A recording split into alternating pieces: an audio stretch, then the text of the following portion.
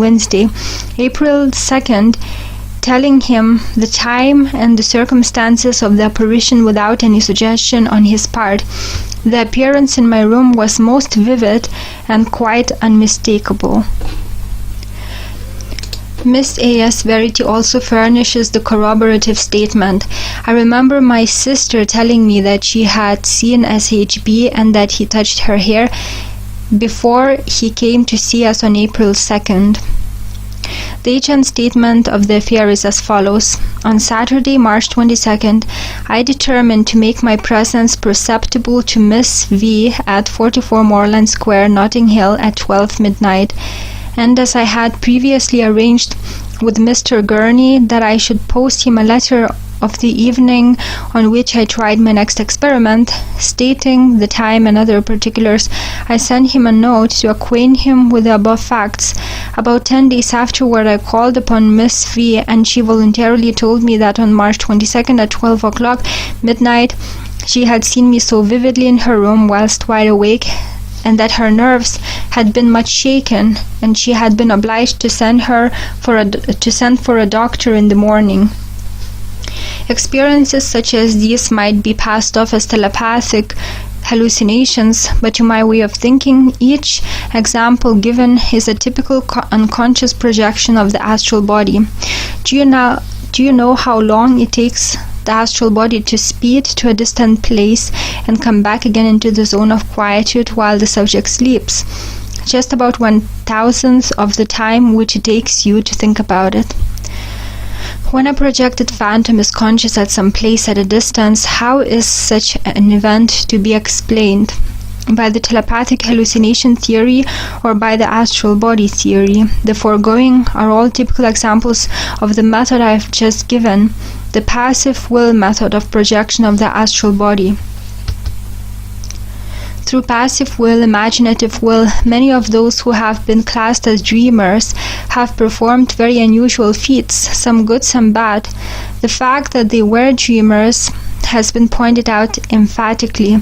The reason they have been enabled to accomplish the very unusual is because they have allowed their passive wills to work upon the very thing which they wish to accomplish, even though they did so unconsciously, and their passive will subjected them to an extreme stress, which, when it did burst forth, produced extreme results. If you wish to guard yourself from doing evil, you must not only govern your active thoughts, but your passive thoughts, and especially your imaginative will as well. And if you wish to accomplish the unusual, you must not only use your active will, but your imaginative will. That is how to develop this extreme stress in the mind, by desiring to project to a certain place or person, by awakening in the dead of night and using your passive will upon the desire, and going to sleep again with the desire dominating the mind in this extreme manner. If you could keep this up nightly for a period of several months, you should soon find that your subconscious mind needed no other stress than the desire to project in order to cause you to do so, and you would be enabled to project merely by reducing your heartbeat upon retiring for the night and thinking about the place or person to whom you wish to be projected. I have done this many times, merely giving myself one single suggestion to project to a certain place and going to bed, and during the night I would find myself projected to that particular place. Chapter 13. The Crypto-Conscious Mind. When you use the passive will method, you realize, of course, that it's not the conscious will which moves the astral body out of the physical, but the unconscious will. The reason that the passive conscious will is such a powerful factor is because it wills to the extreme, setting up an extreme stress in the unconscious mind. Then the subconscious or unconscious mind works within itself to bring about the projection. Neither is the controlling intelligence the ordinary subconscious mind, which does not reason, but is a department of the unconscious mind which does reason, analyze, and direct. Some identify it with the superconscious mind. At least the controlling intelligence is thought to be the superconscious mind. This department of the unconscious mind has a will of its own. just as the conscious mind has a will of its own. Because this division of the unconscious mind has all the qualities of the conscious mind and has a will of its own, like the conscious, I shall call it the crypto-conscious mind. And it is this will which, for the sake of reducing the explanation to its simplest terms, we have spoken of as the subconscious mind. So far it has not been necessary to point out any of the various departments of the mind, and I have referred in general to the subconscious mind and the subconscious will. But now, in order to explain more fully several interesting aspects of these phenomena, it becomes necessary for us to understand this distinction. Remember then that the intelligence controlling an astral body projection is the crypto-conscious mind. Once you begin your study and practice of the art, the crypto-conscious mind is apt to take all matters into its own hands, that is, plan out a projection seemingly for no reason at all, and use its own will independent of any other mind. Thus, the subject suddenly discovers that he is the victim of a projection, and that the inner intelligence is controlling him instead of his controlling the inner intelligence. When such an automatic projection occurs, one can do little to prevent it. One occultist has grasped the significance of this condition, for he says, writing upon the subject, during development, the astral seems to get a will of its own and may go ahead too fast, even without the person knowing it. Here then is another cause of so-called spontaneous projection being practically automatic. When the crypto-conscious mind does execute an astral projection automatically, the laws attributed to ordinary projection, stress, incapacity, etc., seem to be of little import. The force exerted upon the astral body is so powerful. I have experienced this type of astral projection when no physical incapacity was present, in full daylight, without quietude of environment, and when lying upon the front of my body. Several times before, I have stated that the controlling intelligence during an astral projection seems present in the very air, in the astral cable somewhere, I not know where. See account of first experience given. Although one may remain conscious, he often has no control over the intelligence which moves him about at its will.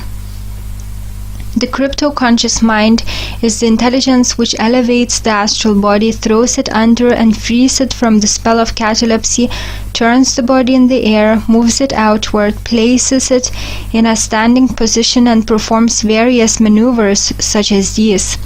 The crypto-conscious mind can execute an endless number of the most dexterous and amazingly clever capers with the astral body, controlling it as a hypnotist might control his subject. Yet the curious part is that one can be conscious all the time. He is under the influence of the crypto-conscious will. The crypto-conscious mind operates upon and directs a powerful, subtle force in order to do this. This force, this motive power which the intelligence directs, is the factor of which we know the least, and it is without a doubt inherent in all of us.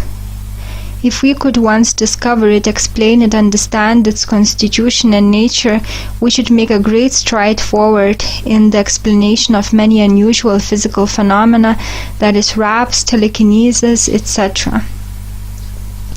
Crypto-conscious manifestations often credited to phantoms of the dead. With many mediums, the crypto-conscious mind operating upon the hidden force does curious things such as producing physical manifestations. The power is in the medium and is directed by the crypto-conscious mind, while spirits from the other side are credited with producing the phenomena. Even the medium himself does not realize that the intelligence behind the manifestations is the crypto-conscious mind. I know of nothing which acts more cunningly than the crypto-conscious intelligence when it has one under control, even doing extremely comical things. It is my belief that the crypto-conscious mind often produces effects which amuse sitters just as they would like to be amused, and haunts a place with raps, etc., merely because human beings residing in that place expect to hear or see manifestations. All this would not be mere hallucination, you understand. Earthly beings can haunt a house in which they live. They can hear and see physical manifestations which they attribute to spirits, but which are produced by their own crypto-conscious minds operating upon this hidden force. And they will say, we did nothing to produce these manifestations, therefore other spirits must have produced them. However, be not deceived. Spirits too can produce similar manifestations, haunt houses, etc., but we must not blame everything upon departed entities. It is also probable, I believe, that many messages given by a controlled medium and assumed to come directly from spirit friends are given by the crypto-conscious mind of the medium. It is not going too far to say that the crypto-conscious mind may even represent a departed friend while giving the message. Most advanced occultists agree that many psychic phenomena are produced by the inner intelligence of the medium operating upon some vital force, while many are governed by spirits. And this hidden intelligence, which acts so cleverly in the is the crypto-conscious mind. It is the controlling intelligence behind astral body projection, operating upon some subtle force and maneuvering the body at will. In fact, this clever maneuvering of the astral body is one of the most striking, yes, astonishing impressions which one has on first experiencing a completely conscious astral projection. I would not say that it is the first astonishing perception, but it's the second. The first, almost staggering realization is that of being alive, as you have always known yourself outside your physical body. The realization of it when consciously projected, when looking upon one's lifeless physical shell, is almost too amazing to be accepted as true, and throws one into an almost ecstatic state. After recovering from this first staggering realization, the second visual miracle is the dexterous controlling intelligence in operation. The various ways in which the mind functions. We shall now consider the various ways in which the mind functions from the beginning of the projection of the astral body up to the end of cord activity, then beyond the range of cord activity. First, consider an intentional or unintentional projection which takes place during sleep, when there is a stress, a desire or habit at the surface of the common subconscious mind. This stress is worked upon by a department of the unconscious mind, which we call the crypto-conscious mind. That is, the unconscious mind works within itself. The crypto-conscious mind begins its consideration of this stress, this problem, and by a process of reasoning decides that the way to eliminate or ease the stress which is in the common subconscious mind is to project the astral body and let it work off this stress.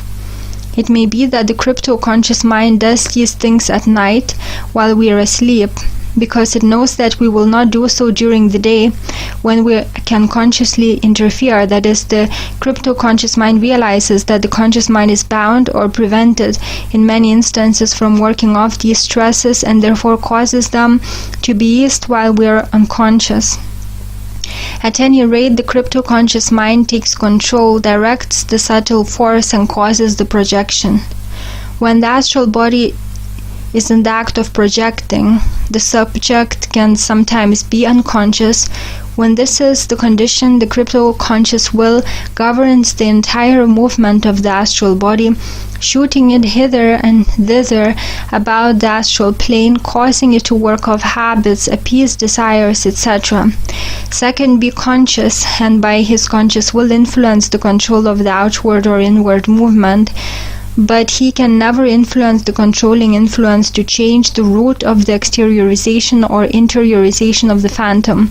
That is one activity which remains invariably stable, the route which the phantom travels. For example, one can suggest uprising when conscious and lying in the air, and the controlling intelligence will respond to the suggestion and move the body further upward, or when one is being uprighted into a standing position he can suggest that he can remain horizontal, and he will do so. Thus, one sometimes has control over the crypto-conscious mind, even within chord activity range. In fact, this holds true most of the time. Third, but there are other occasions when one may be conscious and yet be absolutely unable to influence the crypto-conscious mind by conscious suggestion. This is when the crypto-conscious mind has taken on a very determined will of its own. When this is the case, the best thing to do is to let it work as it chooses, for as a matter of fact, one could do nothing to hinder it anyhow. When the crypto-conscious mind frames up a projection itself, independent of any other mind, an almost automatic projection, one may be conscious but completely under the will of the crypto-conscious, up to the end of chord activity range, and even at times beyond this point. However, as a rule, when one does reach the end of chord activity, he is usually given his power of choice and can do as he pleases, yet the inner power can intervene at any time, as you will see, for we shall now consider how the mind works beyond chord activity range. Presuming now that one is conscious and outside the range of chord activity, in other words, that he is normally conscious in the astral, his body is fully under the control of his conscious mind, and he can walk about as he has always done in the flesh. This, you will recall, is the normal traveling speed. Now he wishes to move to his neighbor's house, but he makes no effort to do so. Instantly he begins to move forward, apparently everything coming toward him, through him, passing him. He is conscious, he realizes what he is doing, but he is not using his motive power. This is the immediate traveling speed and is analogous to the condition within chord activity range wherein one can suggest to the controlling intelligence and it will respond.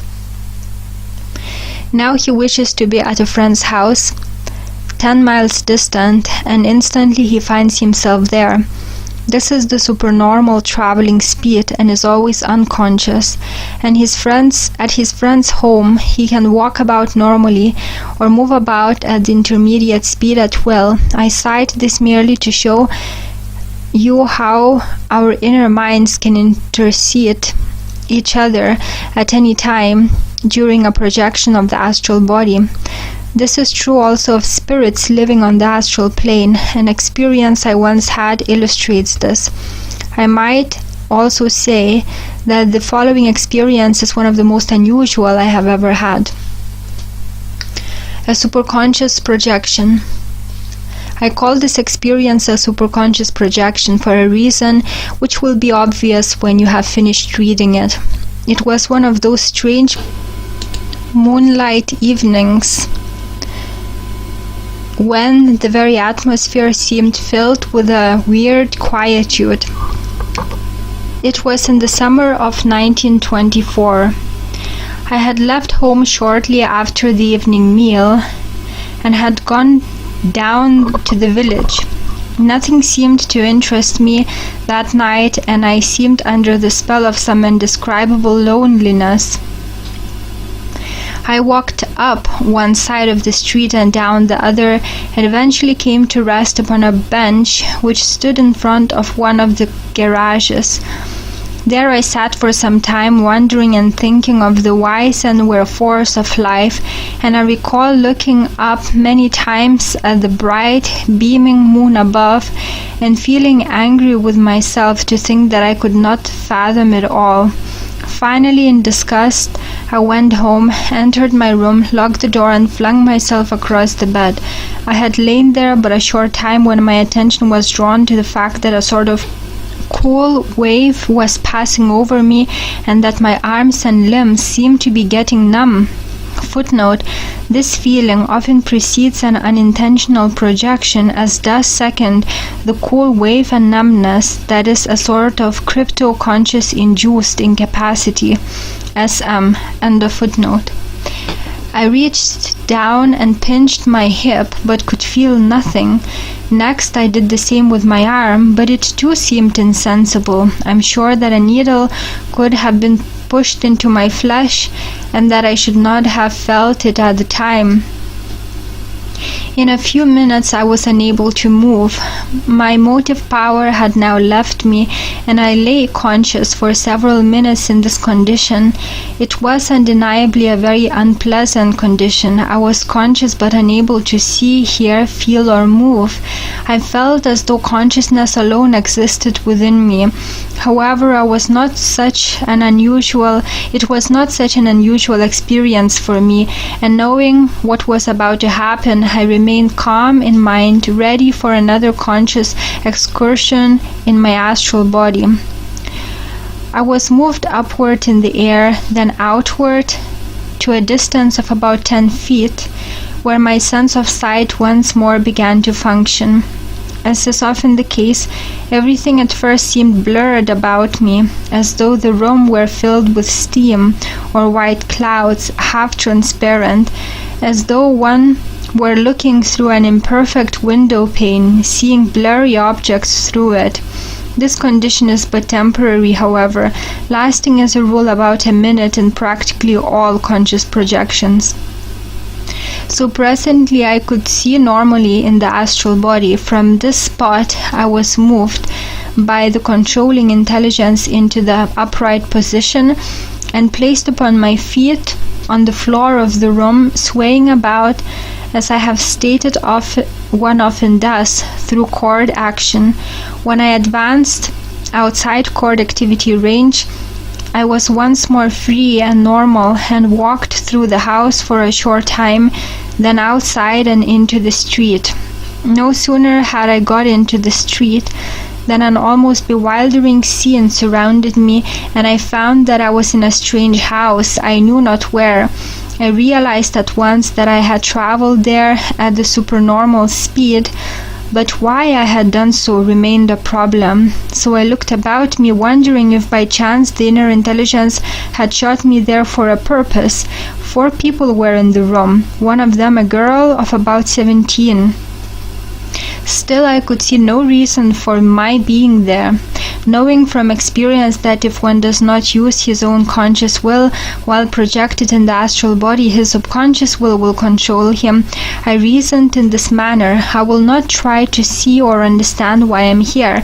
I'll just allow the crypto-conscious mind to move me about. So I relaxed my conscious mind, centering my thoughts upon being shown the reason for my landing in this strange place amid these strange people. No sooner had I done so than my body moved, without effort on my part, to a position directly in front of the young lady, who, by the way, was sewing upon a black dress. Still, I could see no reason for my being there, so I went about the room again, taking visual notes of various objects. There seemed nothing for me to do but to go home again, wherever that was, for this flight, so far as I knew, had been purposeless. Just before willing that I should go back to my physical body, I took one last look about the place, outside and in, and saw that it was a farmhouse. Instantly I was back in my own room again, looking down at my physical body, which lay upon the bed. As I had always been a little careful about extensive projections, I decided to get back into the physical, and did so merely by willing that I should enter my body and moving toward it. One has, in fact, difficulty in preventing interiorization if he approaches too near the physical body. 6 weeks passed. I had almost forgotten this experience, for it was not unlike many other distant projections. Then, one afternoon, as I was coming home, I saw a girl get out of a car which she was driving and enter one of the neighboring houses.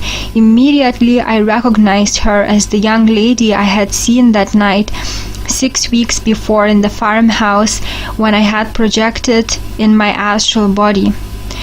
My curiosity was immediately aroused. I loitered about, waiting for her to come out of the house, for I knew she did not live there. Eventually she did come out and walked to her car, and I lost no time in accosting her, saying almost bluntly, "Excuse me, but where do you live?"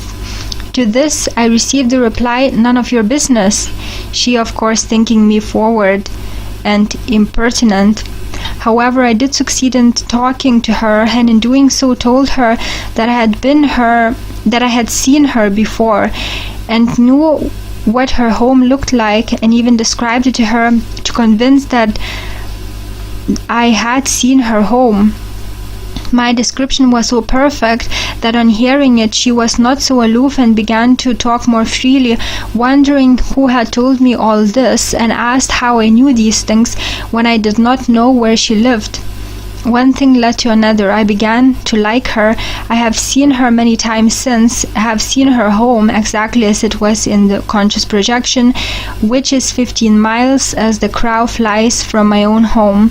I have even convinced her that astral projection is possible, for she has since seen me projected into her room. See the case pages 172 to 73. She is at the present time, in fact, a very close friend of mine, and is the young lady with whom I have since tried so many experiments. Automatic projection. Although I have stated that spontaneous projection does not exist, it is nevertheless true that the crypto-conscious mind can produce a projection of the astral body without being stimulated to do so. And although we may term this crypto-conscious automatic projection, it really cannot be considered spontaneous any more than it would if we performed an act after conceiving it in the conscious mind and carrying it out without any outside suggestion. When such a projection takes place, it's interesting to note how the intelligent mind within us acts very much like the conscious mind would act during a voluntary projection. When we induce a voluntary projection, we know that passivity of the physical body is a very important factor, and we can induce this condition by heart control. Also, that in doing so, we often feel cool waves passing over us and notice that we are quite torpid. If one is conscious at the beginning of a crypto-conscious automatically induced projection of the astral body, one of the first noticeable symptoms will be this cool wave, then a numbness of the arms and limbs, exteriorization of sensibility, often to such an extent that pain cannot be felt. Next, he will find that the inner power has removed his motivity from him. Is this not similar to voluntarily produced incapacity? Voluntarily, we produce a completely passive condition of physical body, not unlike that produced by the crypto-conscious mind when about to project the astral body. Regardless of all that I have said concerning the mental functions during the process of astral projection, nothing which I have said is invariably true, for as a matter of fact, the departments of the mind all influence each other more or less and work both independently of each other and in collaboration with each other. It would be well nigh impossible for anyone to state exactly how the various departments of the mind will function, even though he can, by study and experience, set down many important functions which do take place within those unfathomable realms. After one has experienced even one single conscious projection, he will be convinced of the superiority of the crypto-conscious mind. However, he will also notice that while this mind controls him to perfection on some occasions, it is influenced by impressions from the other minds on other occasions. To explain more fully, first, the crypto-conscious mind can produce a crypto-conscious automatic projection of the astral body, and the subject may be unconscious, the controlling power doing with the body whatever it wishes, independent of any outside impression. Second, the crypto-conscious mind can work upon a stress from the common conscious mind. It can project the body and be influenced by the mind, by the common subconscious mind's impressions. This is very common.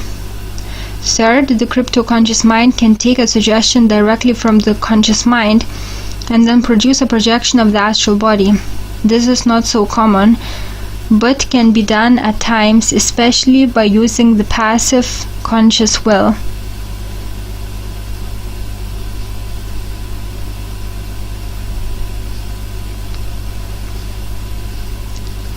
Fourth, the crypto-conscious mind can have the body under control, the subject being conscious. and take suggestions from the conscious mind or ignore the suggestions from the conscious mind. Fifth, the crypto-conscious mind can have the body under control, the subject being conscious, and take suggestions from the common subconscious mind, such as a stress of habit. Thus, if the crypto-conscious mind refuses to take suggestions from the subject's conscious mind, but pays attention to the suggestions coming from the common subconscious mind, the subject will be compelled to enact a habit or appease a desire of which there is a stress, even while conscious. Haunting phantoms are often in this condition. The foregoing will give you an idea of the many different ways in which the minds work. However, the rule is that one is able to influence the controlling power by his conscious will most of the time during a projection which is conscious. In fact, the controlling power usually frees the subject after projecting him. So far as unconscious projections are concerned, what difference does it make, for we are then unaware of what is happening in any case. The crypto-conscious mind is doubtless responsible for many psychic phenomena, which I shall touch upon soon. First, permit me to quote another experience, a horrible experience. One day in the summer of 1916, a violent wind and rainstorm swept the locality in which I live, and although its duration was but brief, considerable damage was done. Buildings were wrecked, trees uprooted, power lines damaged, and large pools of water stood in the depressions of the ground. After the storm, the boy next door, my brother, and I walked down the street to see the results of the catastrophe. We were walking along the sidewalk discussing the storm when about 3 blocks from home we came to a place where the electric power lines had snapped, one of the wires hanging from a pole directly across the street. We stopped, wondering whether it was a live wire. The ground was very wet, as was the sidewalk on which we stood. I reached forward to move the wire out of the way. That is all I remember, for the wire was carrying a high voltage, and having no rubbers on my feet, I was immediately knocked unconscious. The boys told me afterward what occurred immediately after I touched the wire. I bounded vigorously forward. I was rigid, and my face bulged as if ready to burst from blood pressure. The jump was so violent that I landed almost 10 feet from the sidewalk in the mud and water of the street, the wire clinging to me, or I to the wire as I did so. Of that I knew nothing, but I presently became conscious outside my physical body and saw it lying there. That is, I saw it from my astral body.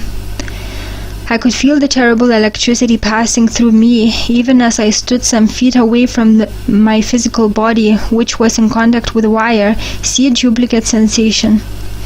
And the terror, the pain, the feeling of that ordeal, just to think of it now makes me wonder how I ever could have stood it. I have no words which I can describe the awful feelings which I underwent while conscious of in the astral body, my physical body still in contact with the wire. Although exteriorized from the physical body, looking on and feeling the agony, I could do nothing. I could not move by my own volition. My arms in the astral body were held rigid, as if grasping a wire which was not there, just as my arms in the physical body were grasping a wire which was there. And I could not move my arms from that position. My astral body, wherein I was conscious, although upright, was in exactly the same position as the physical body, which was horizontal. One limb of each body was drawn up, each body was curled up slightly in the middle. Both hands of each body were holding similar poses, as if the astral too were clinging to a wire. Amid this agony, I could see the boy standing beside me, frightened, numb, but afraid to touch me, my physical body, lest they too become victims. In vain I shrieked to them to run for help, but they could neither see me in the astral body nor hear my pleas. Again and again I kept screaming, "Tell them to shut off the current, tell them to shut off the current." But my cries fell upon deaf ears, and the 2 boys stood there afraid to move. Suddenly they seemed to gain their senses and began to shriek and jump about frantically. I could see them pacing back and forth, yelling with all their might for help. According to them, I too had screamed out when I first touched the wire and hit the ground after being thrown there, but I have no recollection of having done so and must have been shrieking while unconscious. After landing upon the ground, they say I raised myself up 2 different times and fell back again. Then they thought me dead. This must have been about the time the projection occurred, and I became conscious in the astral body. At any rate, I became conscious and found myself standing beside my physical counterpart in the astral body, and I felt the intense agony of being electrocuted as plainly as if I had been conscious in the physical body at the time. It's only now that I realize that no words of mine can describe my agony of that day. It was as if pain were seething like steam from every cell of my body, and I was trembling in the astral exactly as the physical body was trembling under the current. There I stood helpless for several minutes, which to me were like so many years. Then, thank God, I could see people coming on the run toward the spot from all over the neighborhood, and I seemed to know that someone would get me out of my torment. There was M climbing fence almost a block away, and he was one of my best friends. Over the fence I saw him come, then rush toward the scene.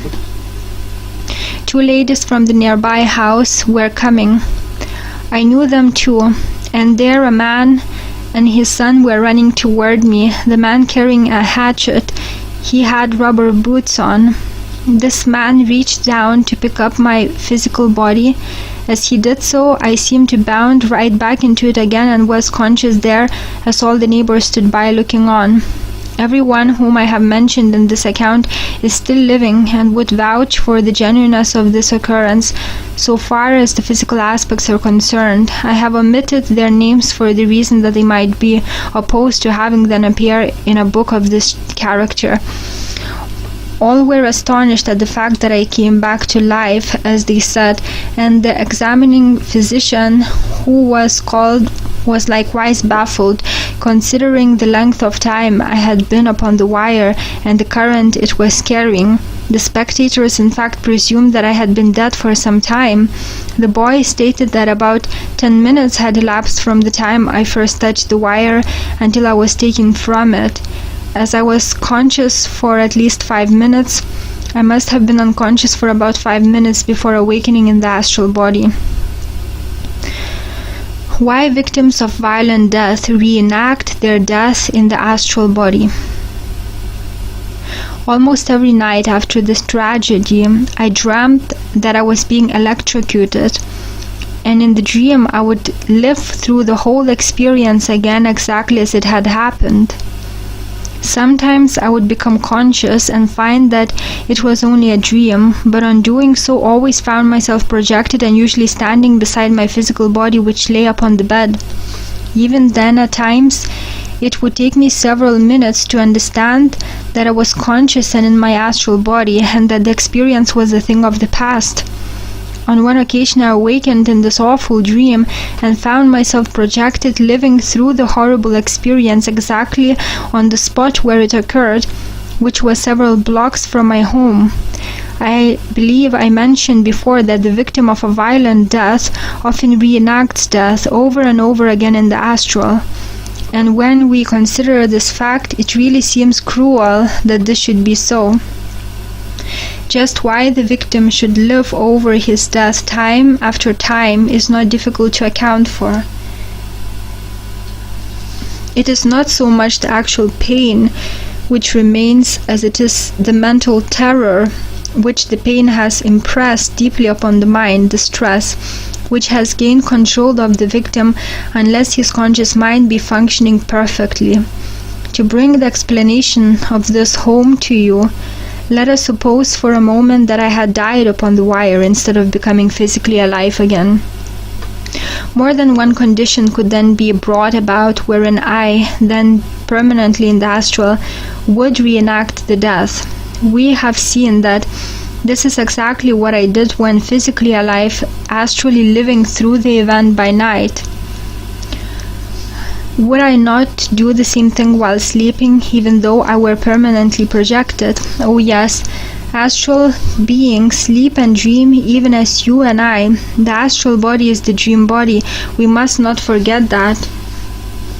Thus, even had I become a resident of the unseen world, I should not be unlike I am now in the flesh, and by night, or whenever unconsciousness would overtake me, or when I would dream, I would live through my death in the astral body exactly as I lived through the experience in the astral body while still physically alive.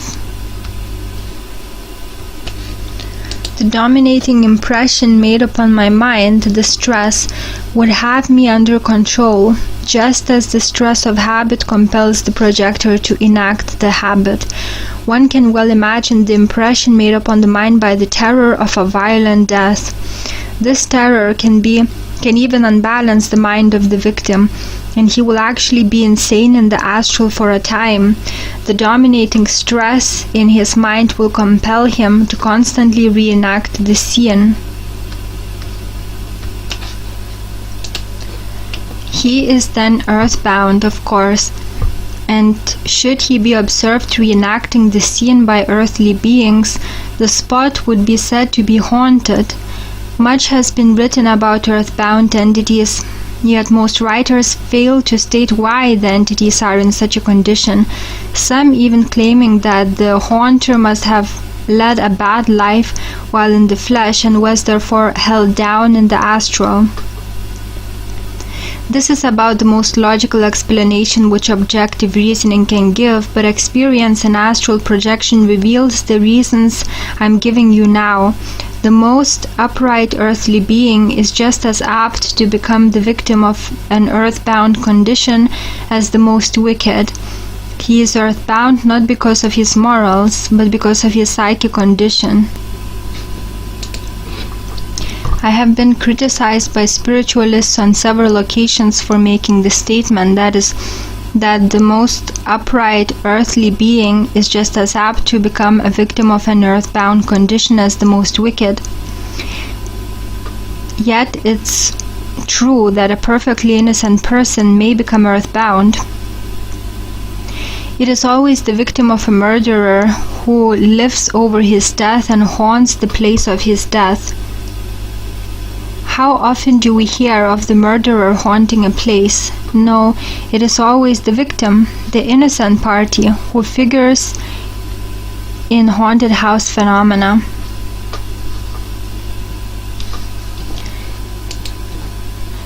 In fact, the whole foundation of modern spiritualism rests upon haunted house phenomena. Footnote: see in this connection Hydesville in History by M.E. Cadwallader. End of footnote. There are 4 and only 4 reasons why spirits are earthbound, and curiously enough, we have already employed 3 of them in the production of self-projection. They are all conditions of the mind and its functionings, namely, first desire, second habit, third dreams, fourth insanity. It may appear unreasonable, especially to those who believe that an earthbound condition is only brought about by living a wicked earthly life, that revenge will cause an entity to be earthbound and will cause him to haunt a place or person, and that love will do the very same thing. A mother desperately longing to clasp her child once more to her breast will frequent a place for some time after her death, will haunt it. In other words, the criminal desiring revenge will do the same thing. Both are under the influence of stress in the mind, and will not only do so while conscious, that is, when the crypto-conscious will pays attention to the stress and ignores the conscious suggestions, as it sometimes does, but will do so while unconscious or in the dream state. I know of a case in which a grandmother who dearly loved her children had died and haunted the place after her death for many months.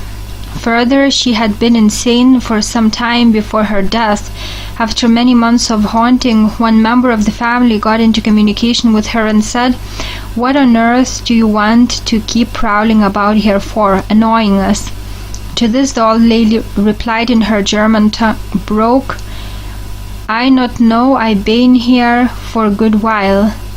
I come now just to see how my children are, then I go away again. The earthly communicator then instructed her, telling her that she could do little good and that she must throw her earthly desires and habits away. From that time on, the house was no longer haunted by the old lady's presence. This is a case of love, desire, holding the entity back by its stress. Speaking of living over again one's death in the astral, there is a case on record in which two men became involved in a quarrel on the road to a mill near Bristol, England. A desperate struggle ensued. They wrestled, rolled, beat, and pounded each other until eventually one of them killed the other. For many months after that, at the same time each night, the time when the death actually happened, the victim was repeatedly seen living through the quarrel and death, just as I reenacted my electrocution over and over again at night. He would fight, beat, and tussle with his imaginary foe for some time, then disappear. Investigators who saw the scene stated that the entity appeared to be dreaming, yet he occasionally conversed with them as logically as any conscious person would.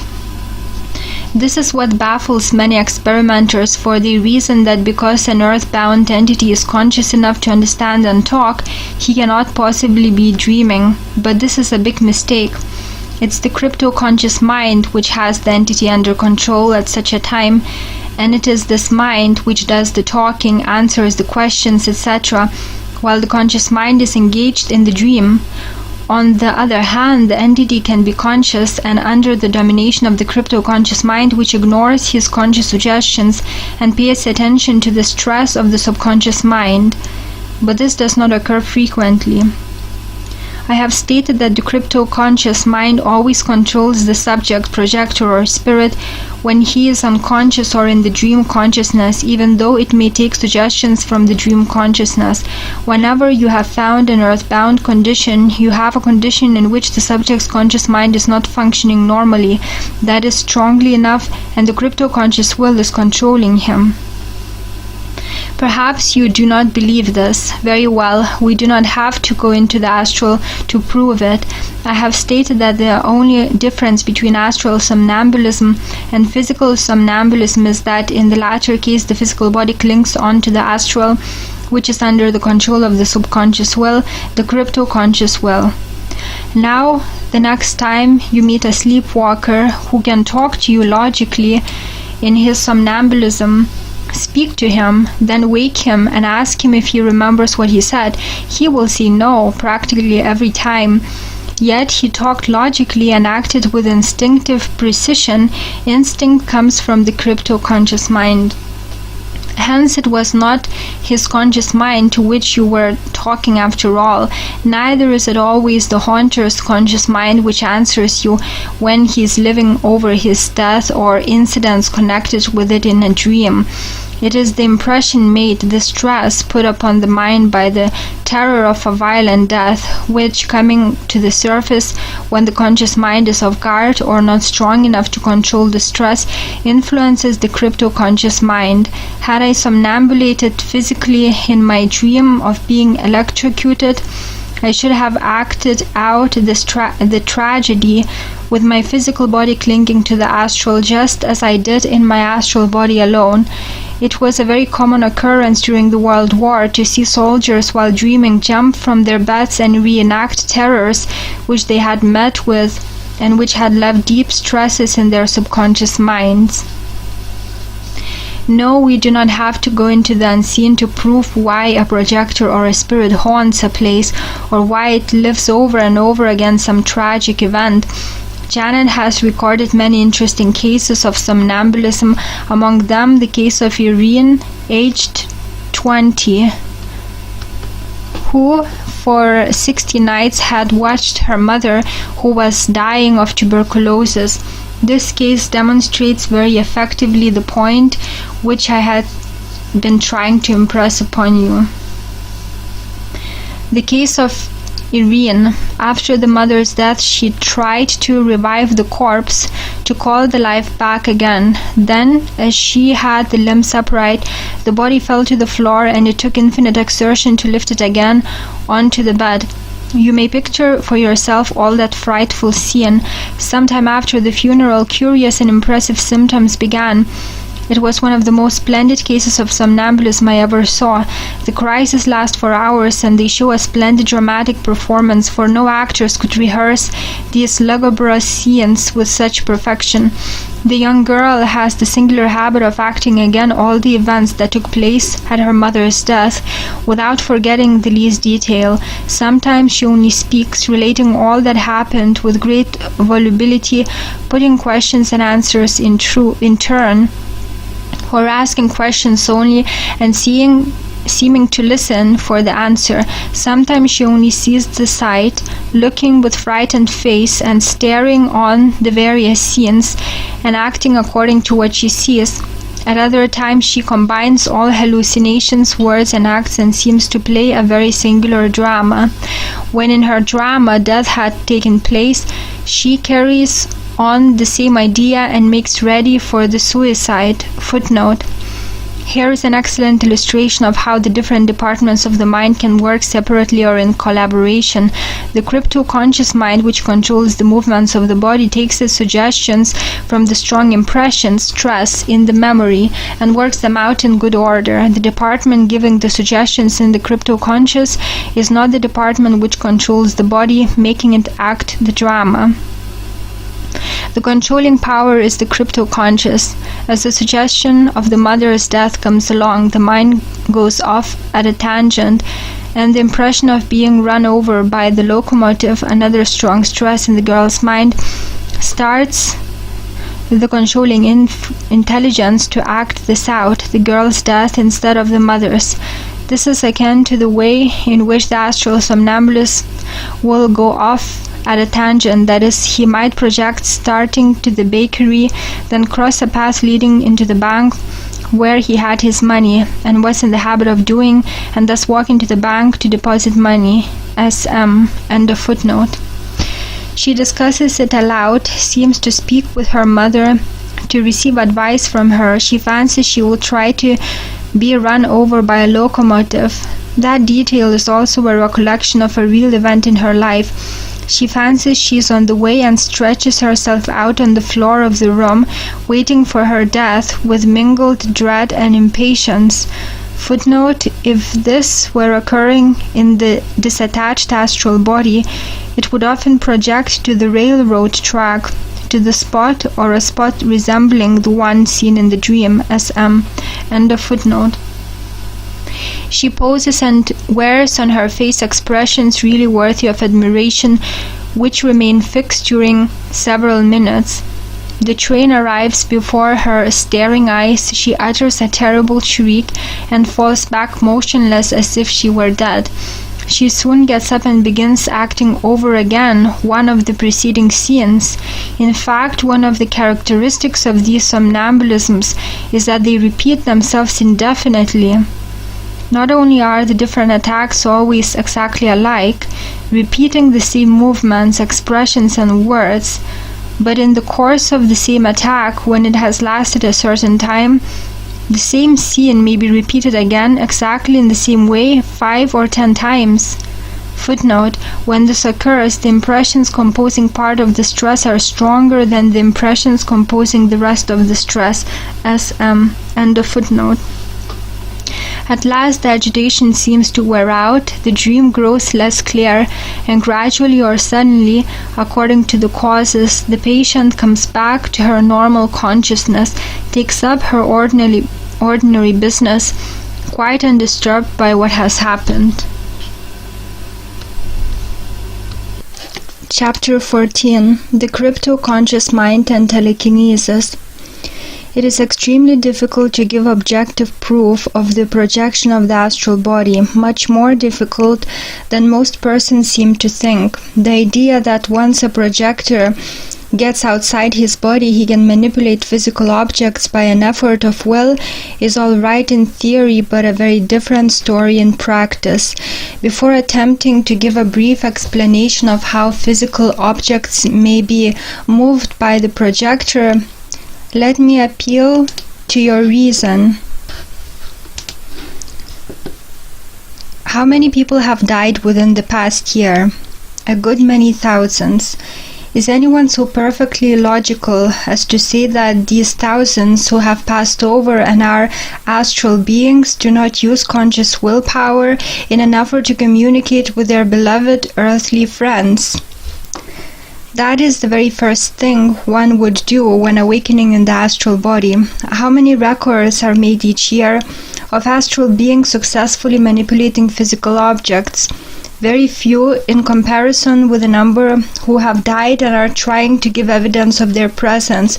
No, conscious will is not a vital factor in producing physical phenomena. Knowing which, is it not unreasonable to expect all sorts of physical manifestations by the conscious astral projector? Few persons have any idea of the intangibility of physical objects to astral beings. Even many experimenters do not seem to know that the astral body is vibrating at a higher rate when 2 feet out of coincidence than it does when 6 inches out of coincidence. Yet that is true, and it is vibrating at a still higher rate when 3 feet out of coincidence. If it were not, the astral being would be unable to pass through an earthly being. But, you will say, an astral body can pass through a physical body. But wait, did it ever occur to you that if the astral body in coincidence vibrated at the same time as the one out of coincidence, they would collide as the astral being tried to pass through coinciding bodies of the earthly being? If the astral did not raise its rate of vibration, it could not pass through the astral body, which is in coincidence with the physical body.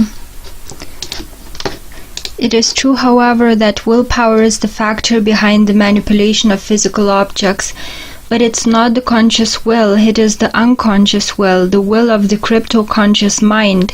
It is perhaps possible that after a spirit has advanced, he may learn how to control this crypto-conscious will more deftly. But for the temporarily projected astral being, it is another matter. His crypto-conscious mind controls him much of the time, as I have already said. Why then does the crypto-conscious mind not produce physical manifestations more often? All physical manifestations are not produced by the crypto-conscious will, it is true, but when they are, this will must operate upon some force in order to do so. The will alone could not move physical objects. It is the force which the will operates upon and manipulates. Will is mental, and this process of the crypto-conscious mind operating upon force in a certain manner with determination sets into action the motive force of which we know so little, yet know that it exists. When you are conscious and in control of your motivity, you will say, to knock a tumbler off the table, and by using your motive force, hit the tumbler with your fist and knock it off as willed. But you must use force. Your will does not perform the act alone, neither does your arm or your fist. Force must be aroused by the inner mental process. So with the crypto-conscious mind, its will must manipulate force before it can manipulate objects. Just how the mind, either mind, does this is not known. It is easy to say that in the physical body your arm lunges out and knocks the tumbler off the table because an impression runs along the nerves from the brain and contracts the muscles in such and such a manner. But to explain how the impression originated and in what it consists is impossible at the present time. The so-called impression, of course, is force. There are several conditions of the will, the crypto-conscious will, each affecting the force in a different manner. This is true also of the conscious will. If you merely will in a half-hearted manner to knock the tumbler to the floor, Your will affects the force but slightly, and you knock the tumbler off the table in a half-hearted manner akin to the way in which you willed the action. If you had willed with determination to knock the tumbler to the floor, you would have hit it vigorously. Therefore, the force necessary to strike vigorously was aroused by the determined will. The will must therefore have operated upon the force more firmly, more solidly, and that is exactly the way in which the different conditions of will in the crypto-conscious mind affect the force. If then the crypto-conscious mind, over which the projector or astral spirit has so little control, wills weakly, the force will be weak. If it wills with determination or in a hyper-positive manner, the force it sets into work becomes what we might call solid, and this is the force which moves physical objects. Footnote: Eusapia Palladino was wont to say that she could move objects if her will were sufficiently solid. This coincidence in the choice of terms is assuredly very striking. H.C. End of footnote. It is possible, I suppose, for some individuals to develop conscious will enough to do this, but the crypto-conscious will is normally much more powerful than the conscious will. Of course, the conscious will gets into rapport or arouses the crypto-conscious will very often. The question naturally arises as to how this force can become solid. We do not know with certainty. If we could conceive this force as being composed of atoms and electrons, the theory might be advanced that a change could take place in the atomic structure of the force, causing it to become more solid, thus capable of making contact with other solids. Another possibility, in the case when the astral body itself moves objects, is that the atomic structure of the body may be made more solid by a certain action of the crypto-conscious will. My own observations cause me to believe that a determined crypto-conscious will actually tends to make the astral body more solid, as will be shown by an experience which I shall soon relate. A moment first to consider Professor Flournoy's idea as to the possible nature of telekinetic action. Professor Flournoy writes, "It may be conceived that as the atom and the molecule are the center of a more or less radiating influence of extension, so the organized individual, isolated cell or colony of cells is originally in possession of a sphere of action where it concentrates at times its efforts more especially on one point and again on another ad libitum. Through repetition, habit, selection, heredity, and other principles loved by biologists, certain more constant lines of force would be differentiated in this homogeneous primordial sphere, and little by little could give birth to motor organs. For example, our 4 members of flesh and blood sweeping the space around us would be but a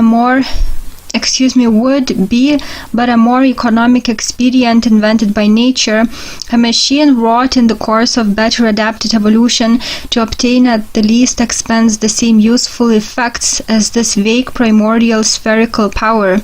Thus supplanted or transformed, these powers would thereafter manifest themselves only very exceptionally in certain states or with abnormal individuals as an atavistic reappearance of a mode of acting long ago fallen into disuse, because it is really very imperfect and necessitates without any advantage an expenditure of vital energy far greater than the ordinary use of arms and limbs. Perhaps it is the cosmic power itself, the immoral and stupid demiurge, the unconsciousness of M. Hartmann, which comes directly into play upon contact with a deranged nervous system and realizes its disordered dreams without passing through the regular channels of muscular movements. Professor Flournoy's theory is interesting. Many telekinetic phenomena are produced by the medium's own motivity transmitted along an astral line of force. We discussed formerly how this motivity could shift to and fro across a free cable and also across the cable when the astral phantom was projected within cord activity range. As far as the astral projector is concerned, there is very little chance of his moving material objects by conscious will, unless he is at the same time controlled by the crypto-conscious mind in a determined mood. But when the crypto-conscious is determined, seldom can the conscious will affect it, and even during that part of the time when the crypto-conscious mind is not determined, it will not usually respond to conscious suggestion. I have tried so many times to move physical objects while conscious and projected that I gave it up in disgust. This failure to move physical objects is one of the most aggravating things I know of. One becomes exasperated, almost tortured in mind, trying to make contact with things material. Surely this condition is a veritable hell for the unfortunate who can neither get back into his physical body nor throw off the yoke of his earthly habits and desires. Reader, you have no idea what an aggravating experience this is. I have been projected from my physical body unconscious, and I have tried and tried and tried to get into touch with material things, tried so exhaustively, in fact, that I became frantic. And when once more I would awaken in my physical body and could feel all those beloved things I had always known, I felt like crying out, "What a grand and glorious feeling!" I am frank to confess that I have never moved a physical object by conscious will in all my projections, but recently I had an experience in which I apparently moved an object of considerable weight by means of the crypto-conscious will. This experience I shall narrate presently. It is my contention that astral projectors, earthly mediums, and earthbound entities can and do move physical objects by means of the crypto-conscious will, the will which controls them, whether they are aware of it or not. Objects can be moved in dreams which the subject where he projected could not budge by conscious will, merely because the crypto-conscious mind completely controls the body at such times. And if it takes a suggestion from the dream to move something and becomes determined, the force it uses becomes solid and operates solidly against the object. On 2 different occasions, I have dreamt of moving objects in my home, and on awakening have found the objects moved accordingly. Dr. Burns tells of a gentleman who in a dream pushed against the door of a distant house so strongly that those in the room were scarcely able to resist the pressure. Determined crypto-conscious will. And this is the reason why the earthbound entity, the haunter, can move physical objects, at least why he often does move them. You will remember that you can, by repetition of an act, habit, or desire, increase its quote-unquote stress in the mind. Astral entities who prowl about haunting do so because of one or a combination of any of 4 factors, that is, desire, habit, dream, or insanity. What we call insanity is not a far cry from the dream state either.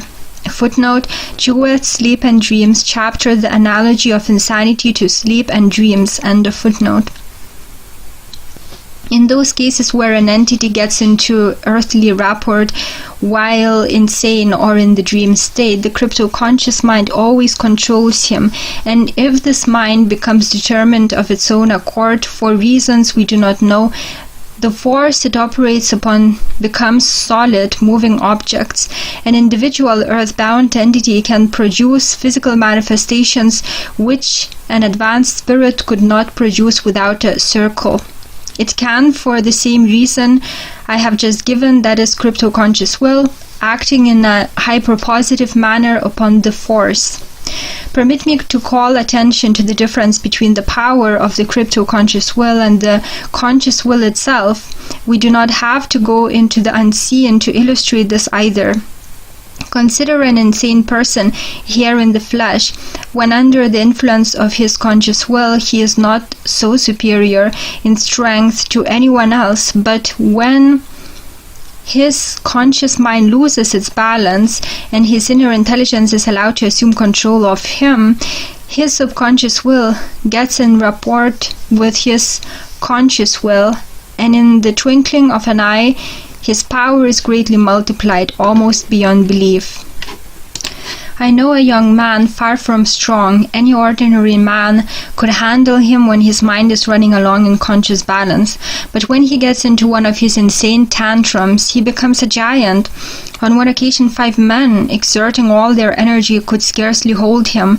All insane spells of the kind are doubtless cases of crypto-conscious control. This is exactly the same principle as that involved in the cases we are now considering, that is, the force generated by the crypto-conscious will and how it produces physical manifestations. In the cases where the quote-unquote haunter is under the stress of desire or habit, if this stress becomes hyper-positive, the crypto-conscious will usually acts in a hyper-positive manner upon the force. That is why many earthbound entities are sensed by mortal beings after death, as they live through their habits and try to appease their desires after moving physical objects while doing so.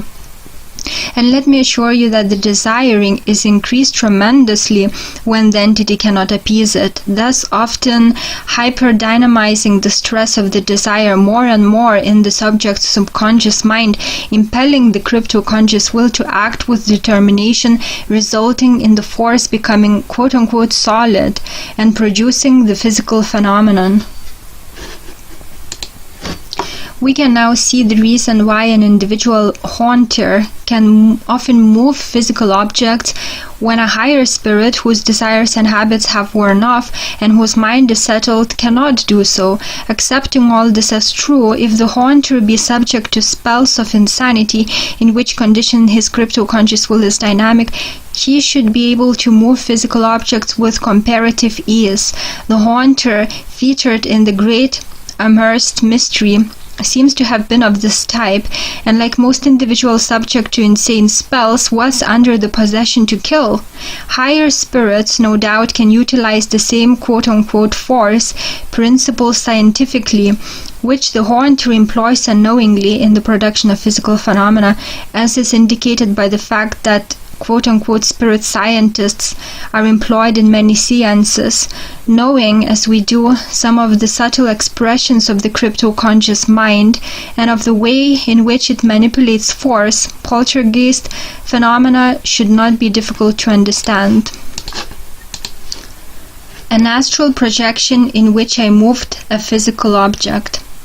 The experience which I shall now relate occurred on the night of February 26, 1928.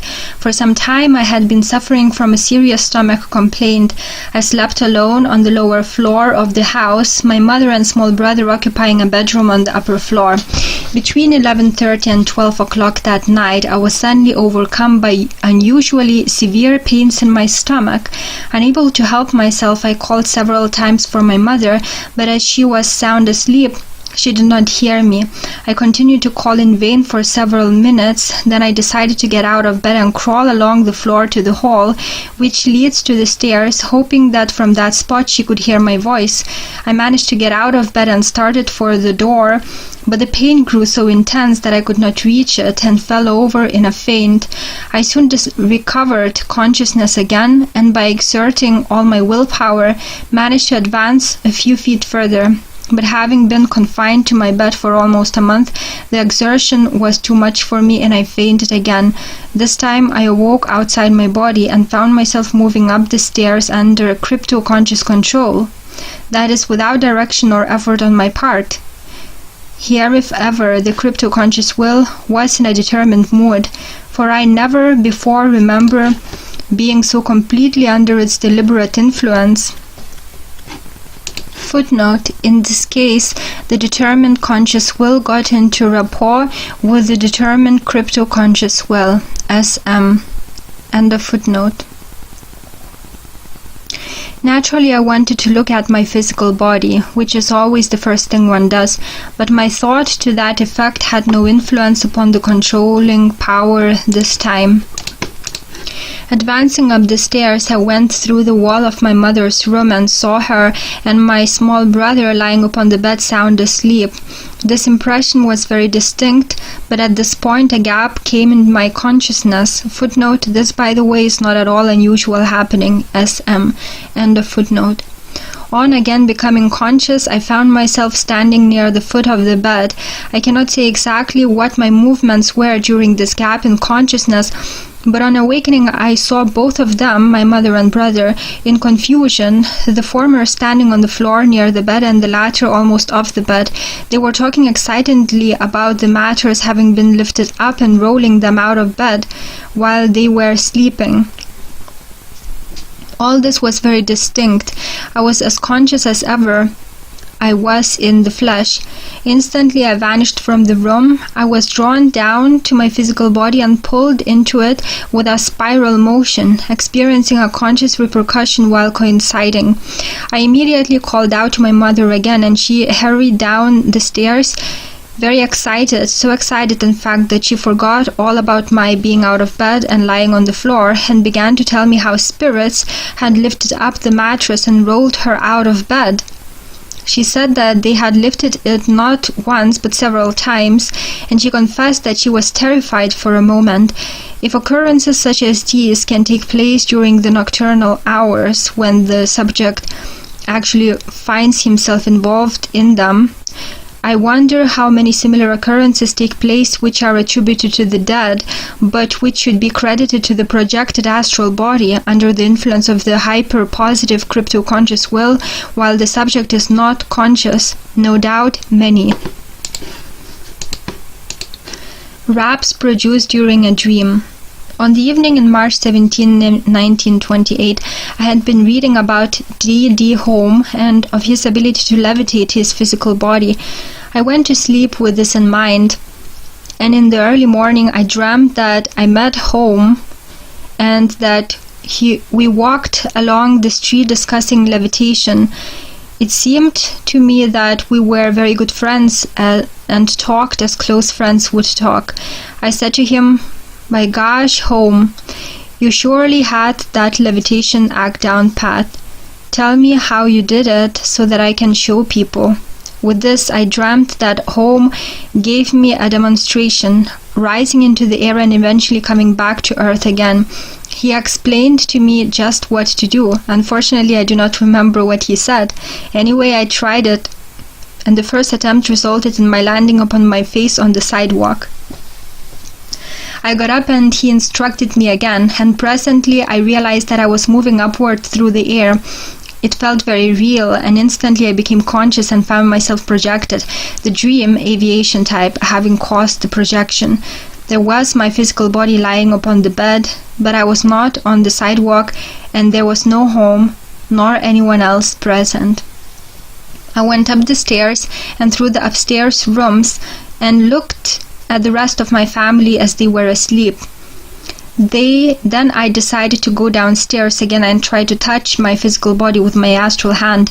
This had been suggested to me by a friend for the purpose of finding out what sort of repercussion would be introduced.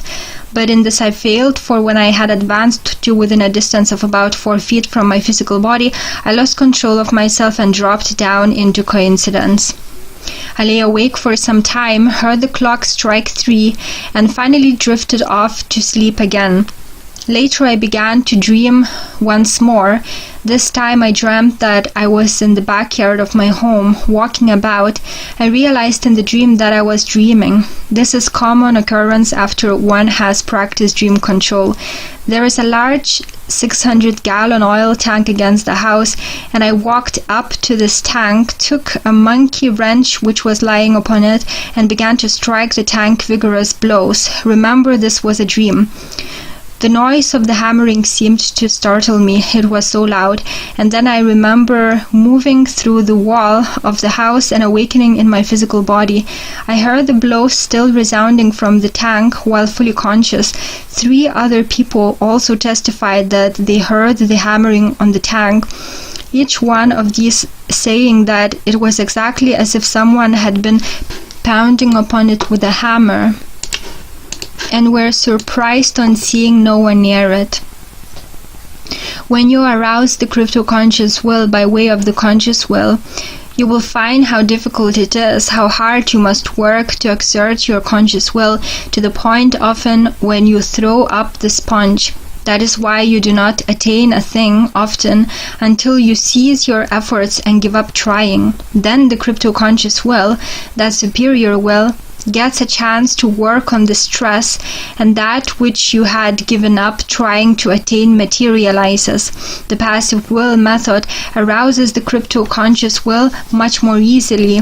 That is why the passive will method of projection of the astral body often succeeds when the active will method does not. Repetition, of course, that is developing a habit, is another way for arousing the crypto-conscious will, but the way in which the force is manipulated by the crypto-conscious will is what we do not know. How the crypto-conscious will gets hyper-positive while working within itself is another mystery, but when it does, or when it gets hyper-positive by working upon an impression from another department of the mind, the force it manipulates becomes, so to say, solid. In many respects, our minds, our wills, force and control function in the same manner when we are in coincidence as they do when we are out. Notice that astral somnambulism and physical somnambulism are alike. There is astral body levitation, there is physical body levitation, both horizontal when the body floats about in the air. There is vertical levitation when the body rises straight up into the air. Homer is said to have floated in his physical body out of one window and in at another, 70 feet from the ground, in the presence of 3 eyewitnesses, who were the Earl of Dunraven, Lord Lindsay, and Captain Wynne, all men of honor and repute. Wallace called this a modern miracle. Sir Arthur Conan Doyle has stated that Holmes' performance had much to do with his interest in the occult. Sir William Crookes witnessed many of the Holmes' singular levitations. Schrenk Notzing, at the last Psychic Congress, read a paper concerning a young man in Germany who had practiced yoga and had been levitated physically some 27 times. Think of the energy which the crypto-conscious mind must be manipulating in order to cause the mass of the physical body to float. Take this same energy and imagine how easily it could manipulate the astral body, which probably weighs 1,000 times less than the physical. When the crypto-conscious will gets into an active mood and the subject is free from his physical body, he will move as that will moves him, and it is not unusual to bound here and there, unable to put the brakes on the controlling power. The brakes, of course, represent the conscious will. The sex of the astral body. I have been asked on several occasions, even by spiritists who should know better, whether or not one retains his organs of sex in the astral body. Certainly. After all I have said concerning the exact duplication of the counterparts, it seems almost a waste of time to go into this matter. But I will repeat again, the astral counterpart is the exact duplicate of the physical body in every center and cell. Interrelation of the physical and astral counterparts. We know that the physical body is shaped, is affected by physical laws to which we must conform. This being true, and the astral being the exact duplicate of the physical, it is apparent that the physical body gives the astral body its true form. For aught we know, this may be the purpose of the physical body, to shape our spirit. Christ said, the body is the temple of the spirit. Andrew Jackson Davis seems to have had a similar idea, for in the Harmonial Philosophy he wrote, man's body is the fruition of all organic nature, and the spirit body is formed by the outer body. The physical body is the focal concentration of all substances. The spirit is the organic combination of all forces. The representation of every particle of matter is ultimately made by man. The body of the spirit is a result of brought out by physical organization. I do not mean that the spirit is created, but that its structure is formed by means of the external body. The mind itself is not a creation or ultimation of matter, but mental organization is a result of material refinement. The use of a physical bone is to make a spiritual bone, of the physical muscle to make a spiritual muscle, not the essence, but the form. The physical air is animated by a spiritual air. In a word, the whole outward body is a representation of that which is imperishable. Again, Davis says, spirit is substance, and, although not unlike matter, it obeys the law of gravity. Every person's experience is a complete demonstration that spirit is substance, because in each of us it moves the body from place to place. It can even move without thinking, because the hidden spirit principle is composed of all vital forces. Man's spirit demonstrates its own substantiality by means of its own normal manifestations. Although the spirit of man has substance and weight, has elasticity, divisibility, and the several ultimate qualifications and properties of matter, yet, as just indicated, it obeys laws which are superior to ordinary gravitation and the known physical forces. The truth is that man's being is duplex. He has 2 eyes, 2 brains, 2 hands, 2 feet, 2 sides to the lungs. The human heart is double, and so is each part of the system. The double visible structures come from dual invisible principles, and these are male and female. They operate reciprocally and regulate all action and animation. One contracts, the other expands. These principles together form a unit, imparting one action into the twofold system. The spirit, unlike inanimate bodies, operates upon a positive and negative principle, by virtue of which the spirit holds up the body and the body holds up the spirit. If a spirit's organism is substance, then, as substance, it weighs something.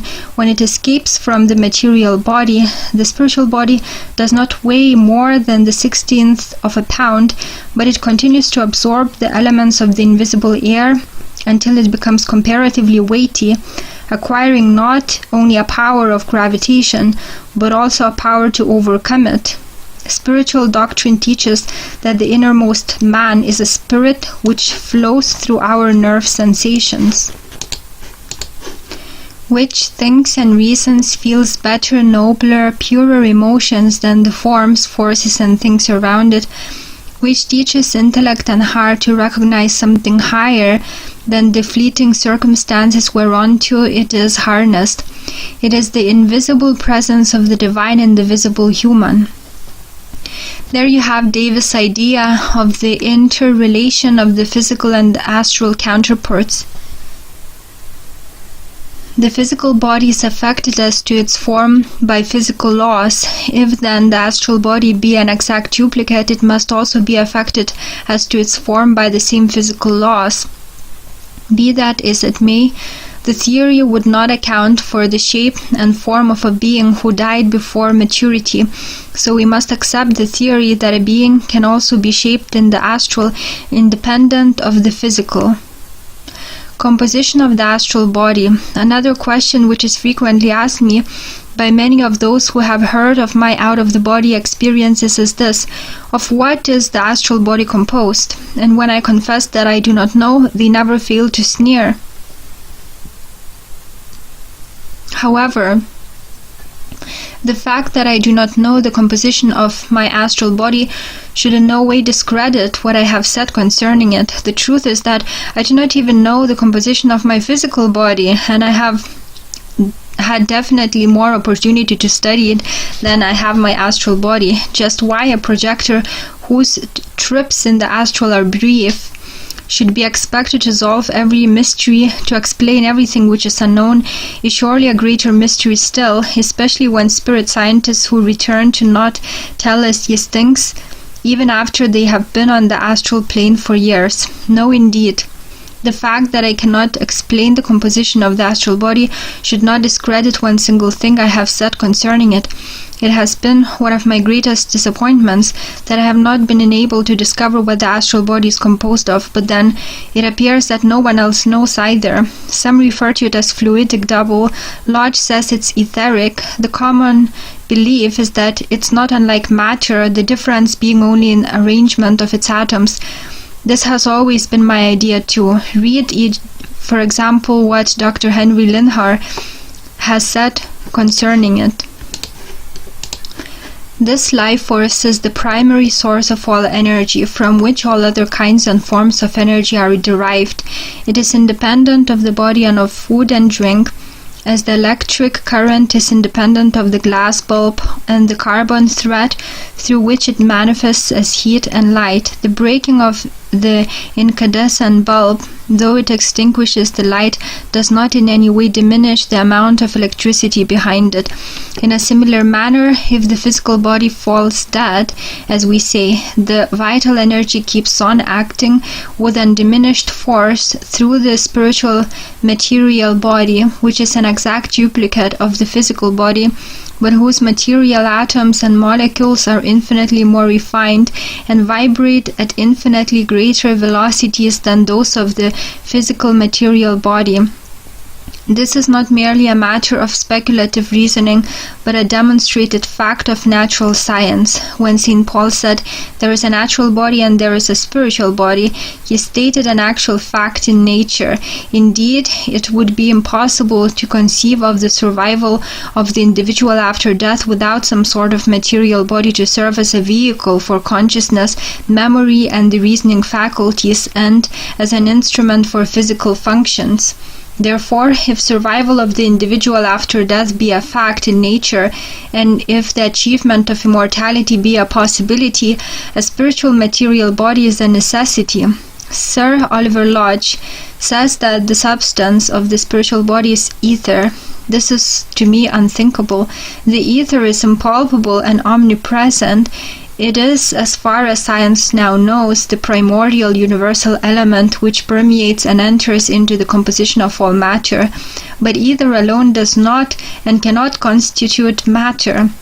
The atoms of various elements are made up of negative electrical charges or electrons whirling around positive centers. This is no doubt true of spiritual matter as well as physical matter. The only difference between the two is that the atoms and molecules of spiritual matter are infinitely more refined and vibrate at higher velocities than the atoms of physical matter. The sensory organs of the spiritual body are attuned to these higher and finer vibrations. Therefore, spiritual matter is to spiritual sight and touch just as real and substantial as physical matter is to our physical sensory organs. From the foregoing arguments, we conclude that modern science verifies the wisdom of Pythagoras, who taught 2500 years ago that all matter is made up of three elements: substance, motion, and numbers. According to modern science, the substance of Pythagoras corresponds to the universal ether, motion to electricity, and numbers to the number of electrons vibrating in the atom and to the number of atoms in the molecule. That is Dr. Lindlar's view of the composition of the astral body. Although at the present time the exact composition of the astral body is not known with certainty, most occultists are of the opinion that the time is near at hand when science will solve this interesting problem conclusively. But it will have to be solved in the laboratory and not, as many think, by a mere projector examining it while consciously projected. This would be as impossible as it would have been to solve the nature of the physical body merely by observing and feeling the physical body. Calculated weight of the astral body. A few years ago, at the International Convention of Spiritualists at Paris, it was stated humorously that the spirit of man had about as much weight as a fleece whisker. There is a difference of opinion among occultists as to the weight of the astral body. For my part, I do not believe that the weight of man's double is known absolutely. Andrew Jackson Davis believed it to weigh about 1 ounce. Others say that it does not weigh anything. However, being substance, the astral body must have some weight.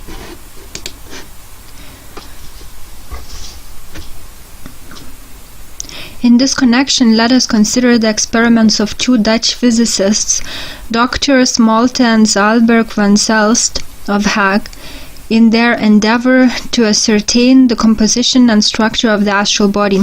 They constructed an instrument extremely complicated in character, which they called a dynamistograph. And by means of this instrument, they claimed, they were enabled to obtain direct communication with the spirit world without any medium at all. In other words, they put this instrument in a room by itself, observed its actions through a small glass window, which had been cut in the wall, and the instrument was thereupon manipulated by apparent spiritual intelligences, and long communications were spelled out by means of a letter dial at the top of the dynamistograph. There is a book in French entitled The Mystery of Death, which gives a long account of these experiments. Mr. Carrington has summarized it in his Modern Psychical Phenomena, chapter Instrumental Communication with the Spirit World. From this article I abstract a few paragraphs which deal with the astral body, the existence of the astral body having been established by their experiments.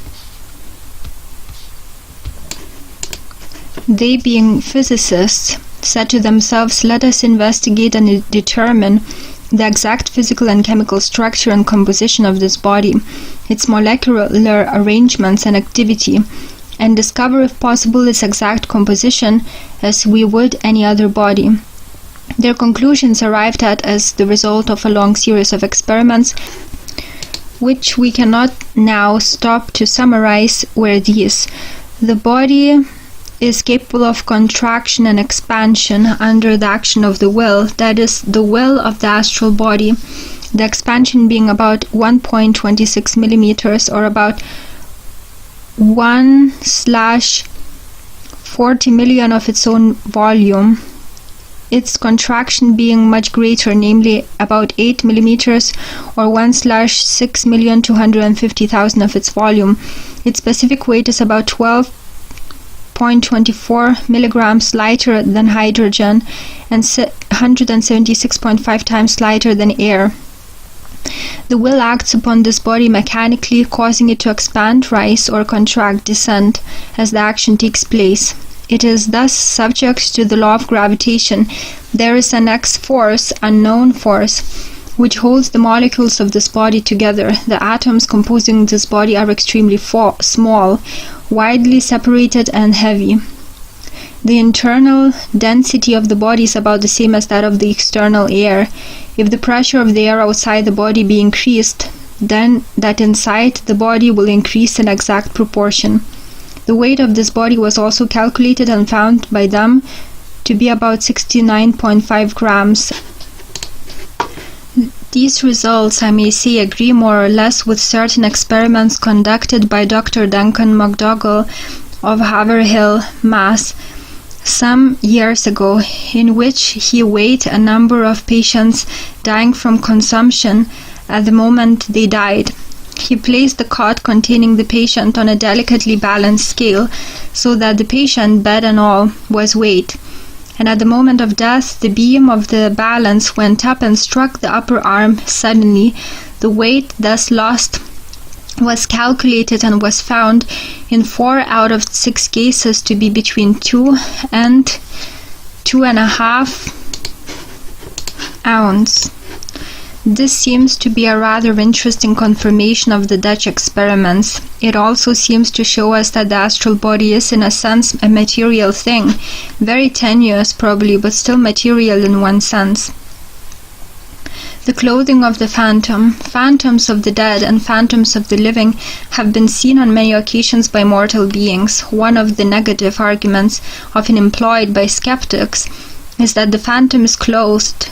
The seers usually describe the attire of the entity. Therefore, they say, it was but hallucination, for while the physical body might have its astral counterpart, the physical clothing could not. Consequently, many skeptics claim the phantom, if it did appear, must be nude. It is perfectly natural that the skeptic should advance this argument and press the believer for an explanation. And the believer might say to the skeptic, where did the baby get his clothing when he became a resident of the physical world? Were not his clothes provided for him? The skeptic replies in the affirmative, and the believer maintains that the phantom's clothing can be provided for him also.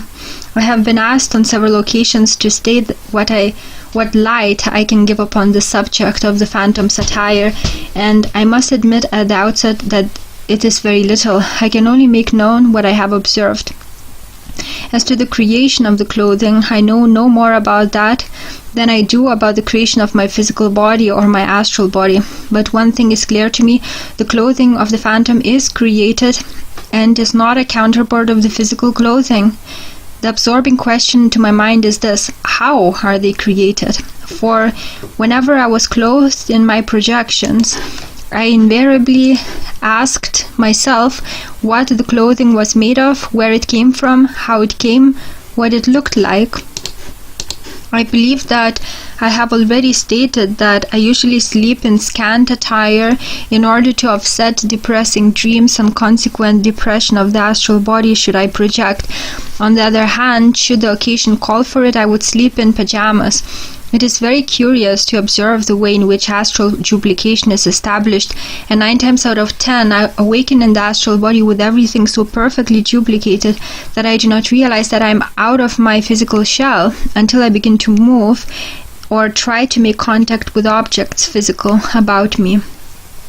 It would be safe to say that if the testimony of every person who had died could be given us, the majority of them would state that on awakening in the astral body they thought they were in the physical body.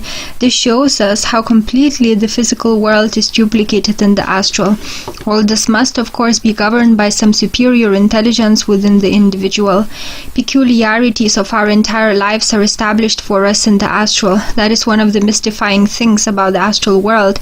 If one has remained aloof from the crowd, he will find himself in a similar condition when awakening or when first living in the astral. Footnote: from the records of haunted houses and localities, it appears that hermits very often become earthbound. SM. End of footnote.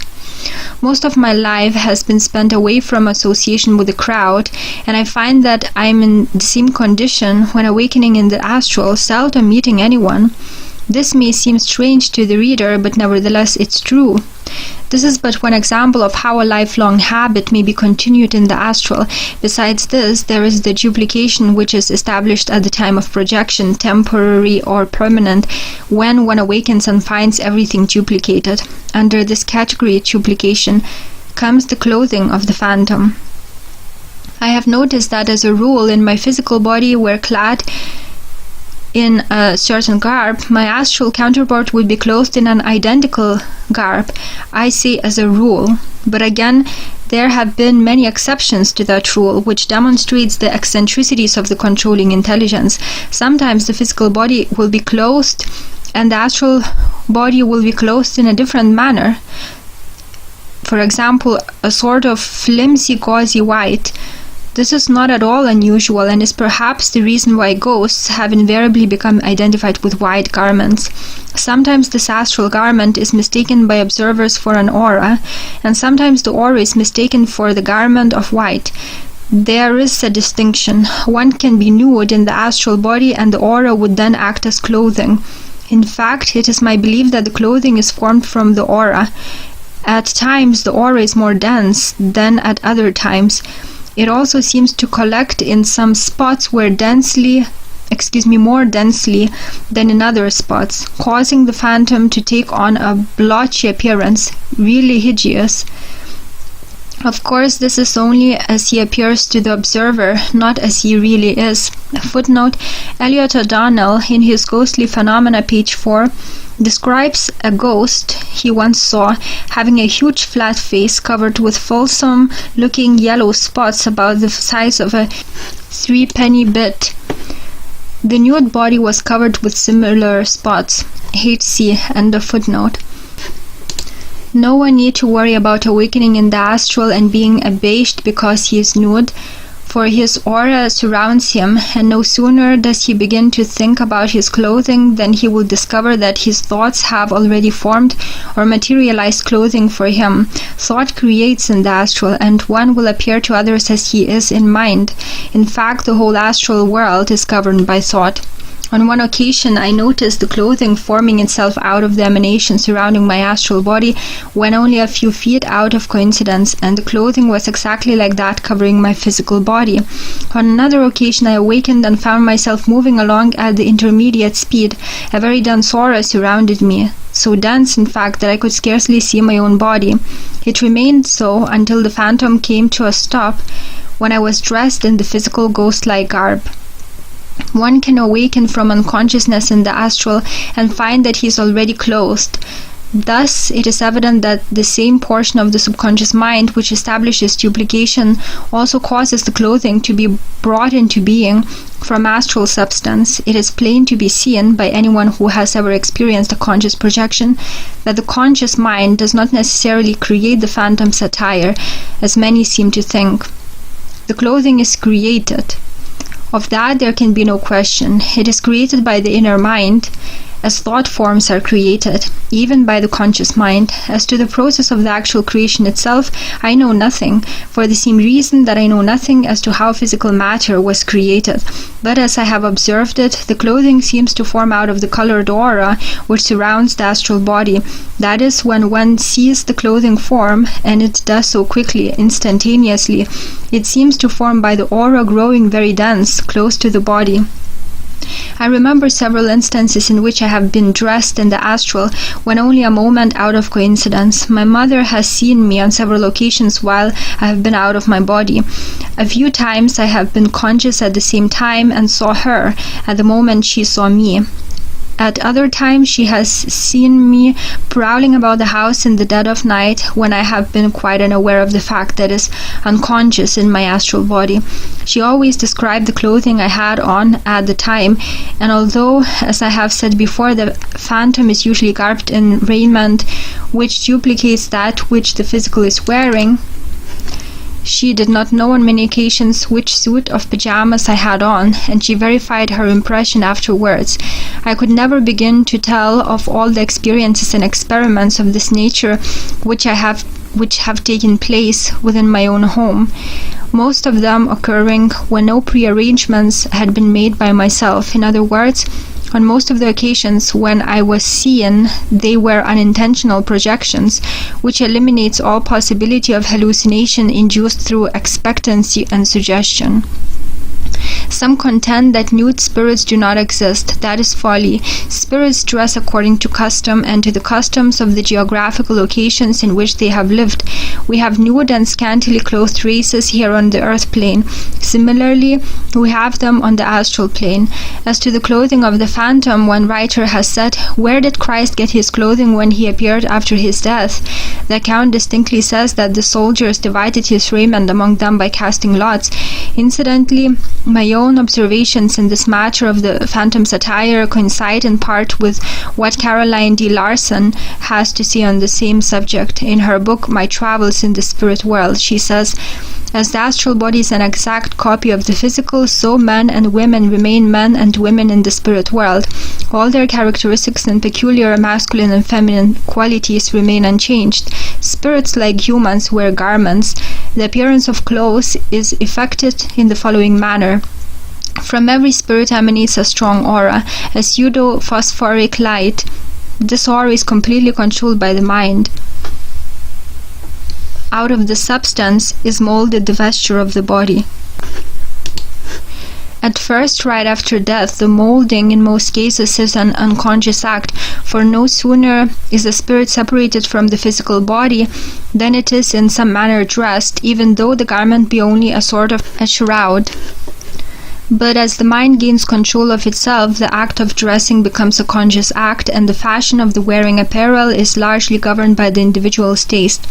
Hence, just after death, when the mind is still completely dominated by earthly ideas and habits, the spirits generally effect the fashions of the clothes which were worn previous to passing over. So the first thing to catch my eye in my first wandering in the astral was the strange spectacle of spirits who appeared as mortals in earthly raiment, walking everywhere.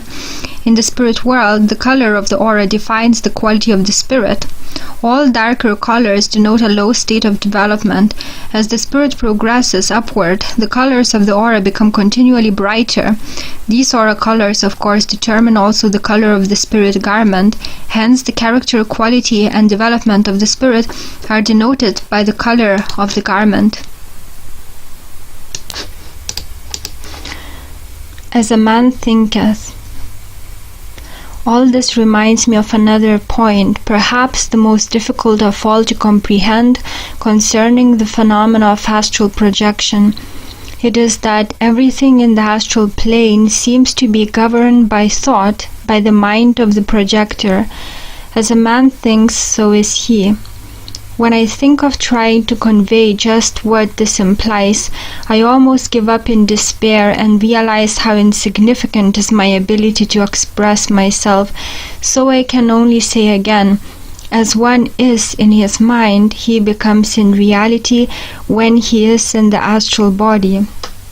If you ever learn to project consciously, you will be amazed at the response which follows your thoughts. You will see that half the time you cannot think fast enough. I suppose that after one has lived on the astral plane for a time, he overcomes this. Most of the time, however, even before you can complete a thought, you have already attained what you are thinking about. In speaking of her own experiences when out of the body, Cora Richmond has said, I became more and more aware that the whole of me, released from the fetters of bodily senses, could perceive and receive perfectly the answer to every question, even before its complete formulation in thought. It seems almost unbelievable, but the subconscious will can bring about the result before the conscious thought is completed. You may think of going to a friend's home, and before you have the thought completed, you are there. The subconscious will naturally gets the best of the projector much of the time, but the more one projects, which also means the longer one remains in the astral, the more his conscious will becomes its own master again. One can move along a street in the astral body and think, what's going on inside that house? Instantly one finds oneself inside, or one may merely see inside, or one can go inside willfully. That is how uncertain everything is on the astral plane. One can never tell what may happen. Purgatory. Marvelous as the astral may seem, it is in another sense in a condition of muddlement. That is why no two have the same experience, for the very things which are true on one occasion in one particular condition of mind would be entirely different on another occasion when in a different mental state. It seems that the mind creates its own environment, yet the environment is real. This condition could not possibly last indefinitely. It's a sort of purgatory wherein one must learn to think correctly. You could no more get out of this condition by incorrect thinking than you could buy your way out with money, for your wrong thoughts create their own environment. This quote-unquote place we are speaking of, I have loosely termed it the astral plane, is here upon the earth, in the earth's atmosphere. Perhaps you think there is no significance in what is commonly called purgatory, but that term seems very fitting for the lower astral condition. So far as higher astral conditions are concerned, I know nothing of them. A few mediums can claim to have been projected into various planes and subplanes of the astral world and give specific information concerning each of these planes and subplanes, but I have never had a conscious projection when I was not upon earth. As much as I am in the flesh, yet intangible to all earthly things, some tell me that I am not developed enough, that if I were, I should not be in such a condition when projected. To hear some mediums talk, one would think that they were so perfect at death, they would at once awaken on the 12th plane. I am afraid many of them are sadly mistaken. No one understands the astral world. No one could understand it. It is too complicated. What holds true on one occasion is anything but true on another occasion. The astral world is a subject for speculation, for argument, and many different theories concerning it have been advanced by different cults. The general belief is that the astral plane is composed of 7 planes and 7 subplanes. I have I make no apology for admitting that I know nothing whatever about the truth of the sevenfold scale of planes which are said to represent the one astral plane. Many projectors assert that guides show them and explain all these things to them, but these guides must have no liking for me, for I have never yet seen any one of them. In every conscious out-of-the-body experience I have ever had, I have never seen anyone but the earthly things I have always seen.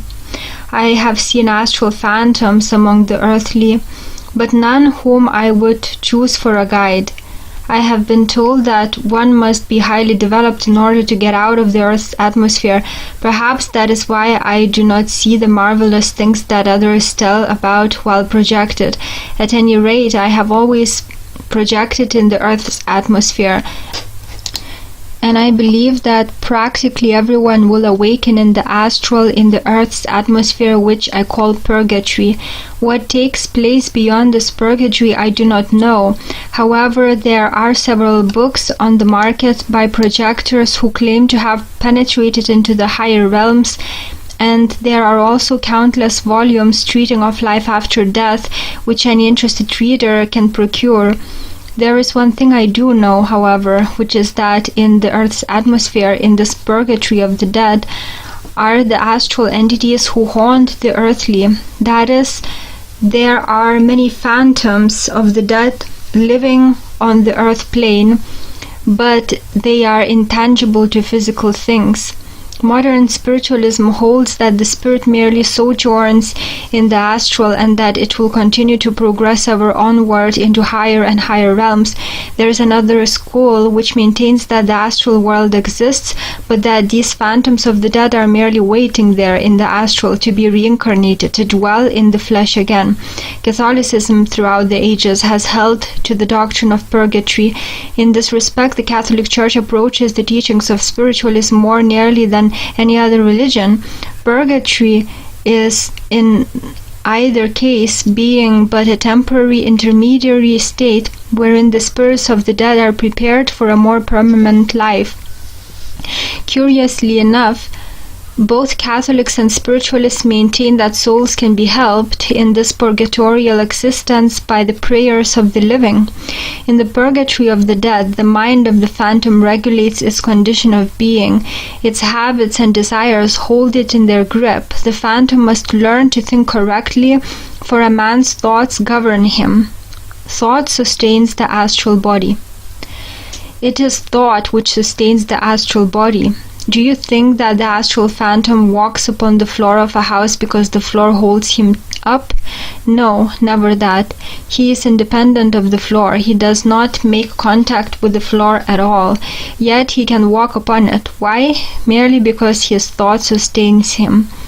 He has always walked upon floors in the physical and through the force of habit, thus learned in the physical. The habit rooted in the subconscious mind, he is sustained. The habit of walking upon floor permits a phantom to do that in the astral, holds him on the line of the floor. So the desire to walk upon an upper floor could sustain the phantom and allow him to do that. The subconscious will regulates the weight of the astral body, causing it to rise, to fall, or to remain at any given elevation. The conscious will can do the same thing also. All this can never be explained by mortal mind, how thought creates or makes reality in the astral world. Imagine walking upon the upper floor of a house as if that floor sustained you and yet not making contact with the floor. You would naturally suppose this would be a strange sensation, but it's not. In fact, it is unnoticed by the phantom. But if one begins to think about it, as I have many times, down through the floor one goes. Why?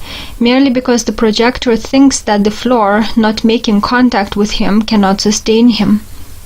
One goes along unconsciously walking in this manner because the subconscious will, through habit, actually holds the body in its position. You do not think of walking in the physical, do you? Neither do you in the astral. It's a habit. In other words, subconscious expression.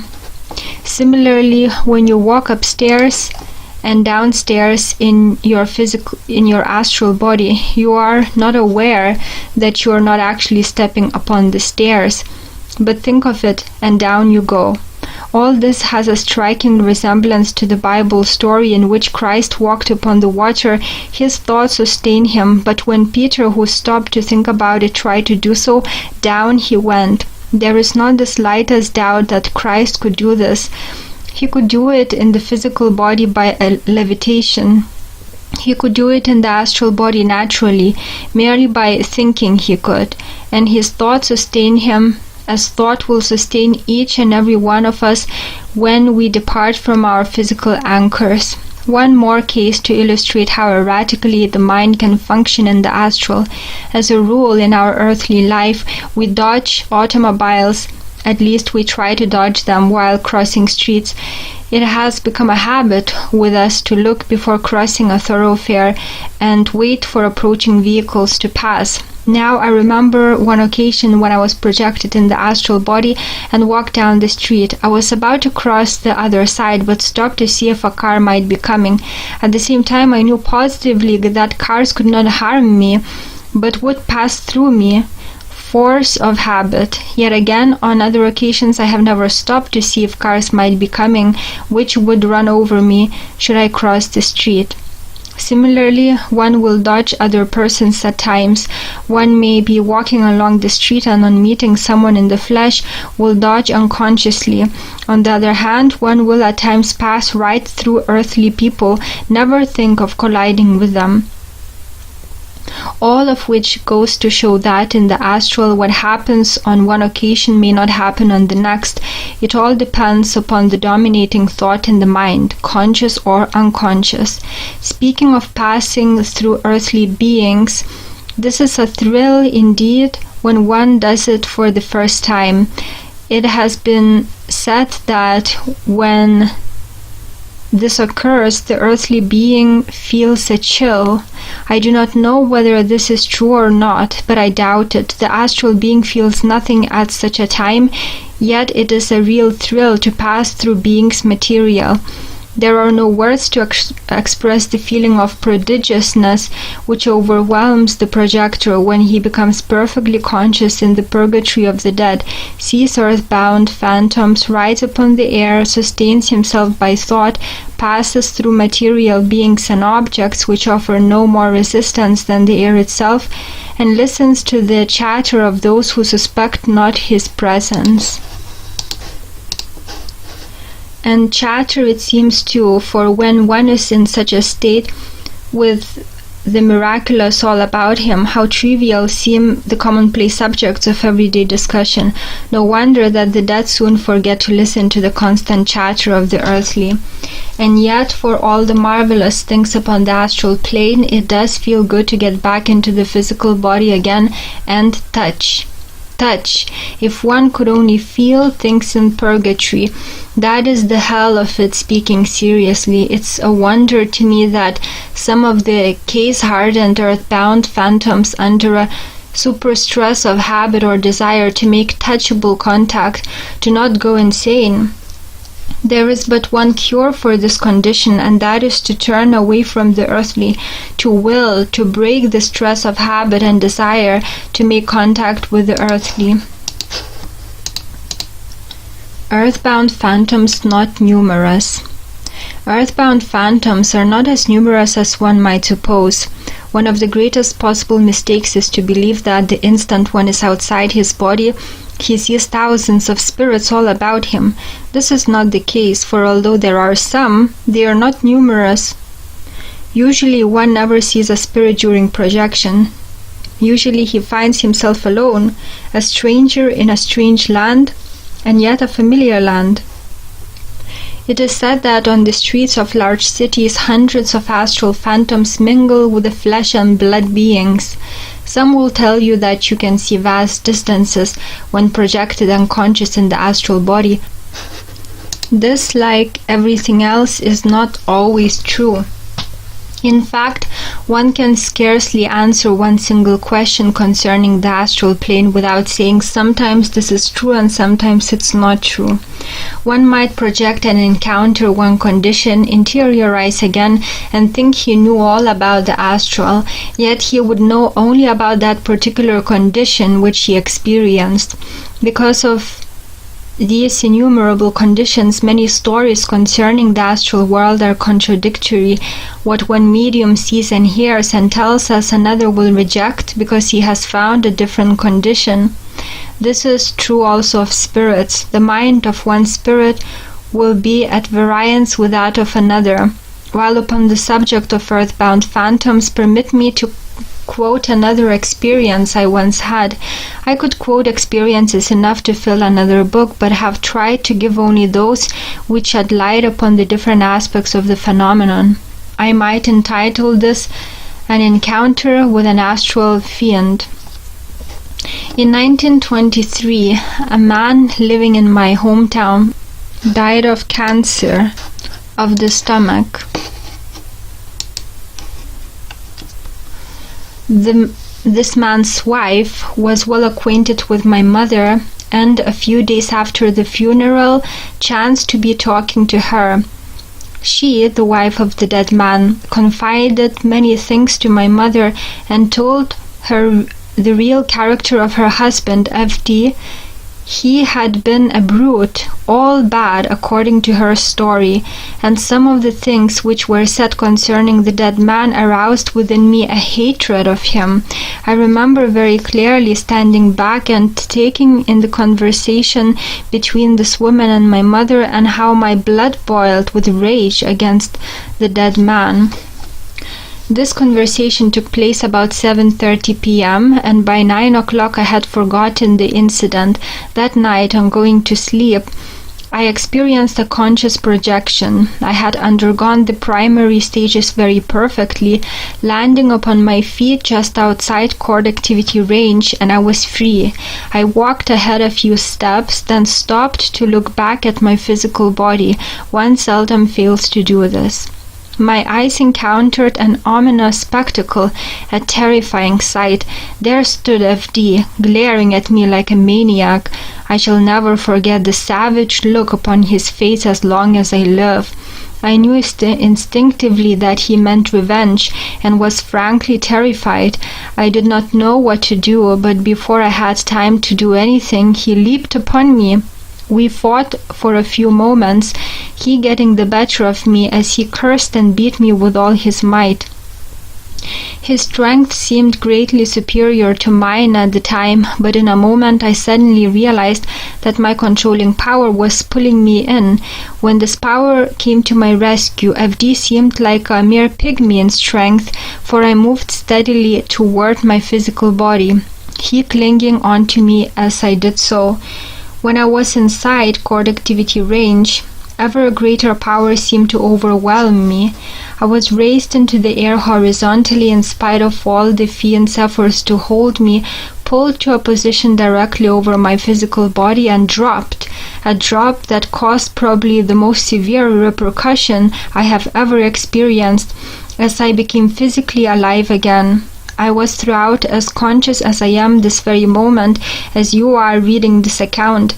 Skeptics may say that this was a nightmare, but I know when I'm conscious, and I know what is real when I'm conscious. It was no nightmare, it was real. It was as real as any tussle with a flesh and blood devil could be. Was it Luther who claimed to have had a tussle with the devil? Who knows? Perhaps he did, although I have never read them. I have been told that there are other accounts in spiritistic literature, not unlike this one. Chapter 15. Obsession. And this brings us to the subject of obsession. There is a dispute among the spiritists themselves as to whether or not earthbound phantoms in purgatory can exert evil influences upon mortal beings. The present writer is a staunch believer in spirit obsession. It is inconsistent indeed for spiritists and occultists to maintain that good spirits can influence earthly minds when those minds get into the right condition, but that evil spirits cannot do so when the mortal's mind gets into the wrong condition. Modern science does not accept as true the doctrine of spirit obsession, claiming that all cases of so-called spirit influence are really only causes of diseased mind and body, requiring for their cure proper medical attention. Experienced spiritualists, however, know that while many cases of apparent obsession may be accounted for in this manner, there are also causes of real obsession by less developed disembodied spirits, and as great a psychologist as Professor James said shortly before his death, the refusal of modern enlightenment to treat obsession as a hypothesis to be spoken of as even possible, in spite of the massive human tradition based on concrete experience in its favor, has always seemed to me a curious example of the power of fashion in things scientific. That the demon theory, not necessarily a devil theory, will have its innings again is to my mind absolutely certain.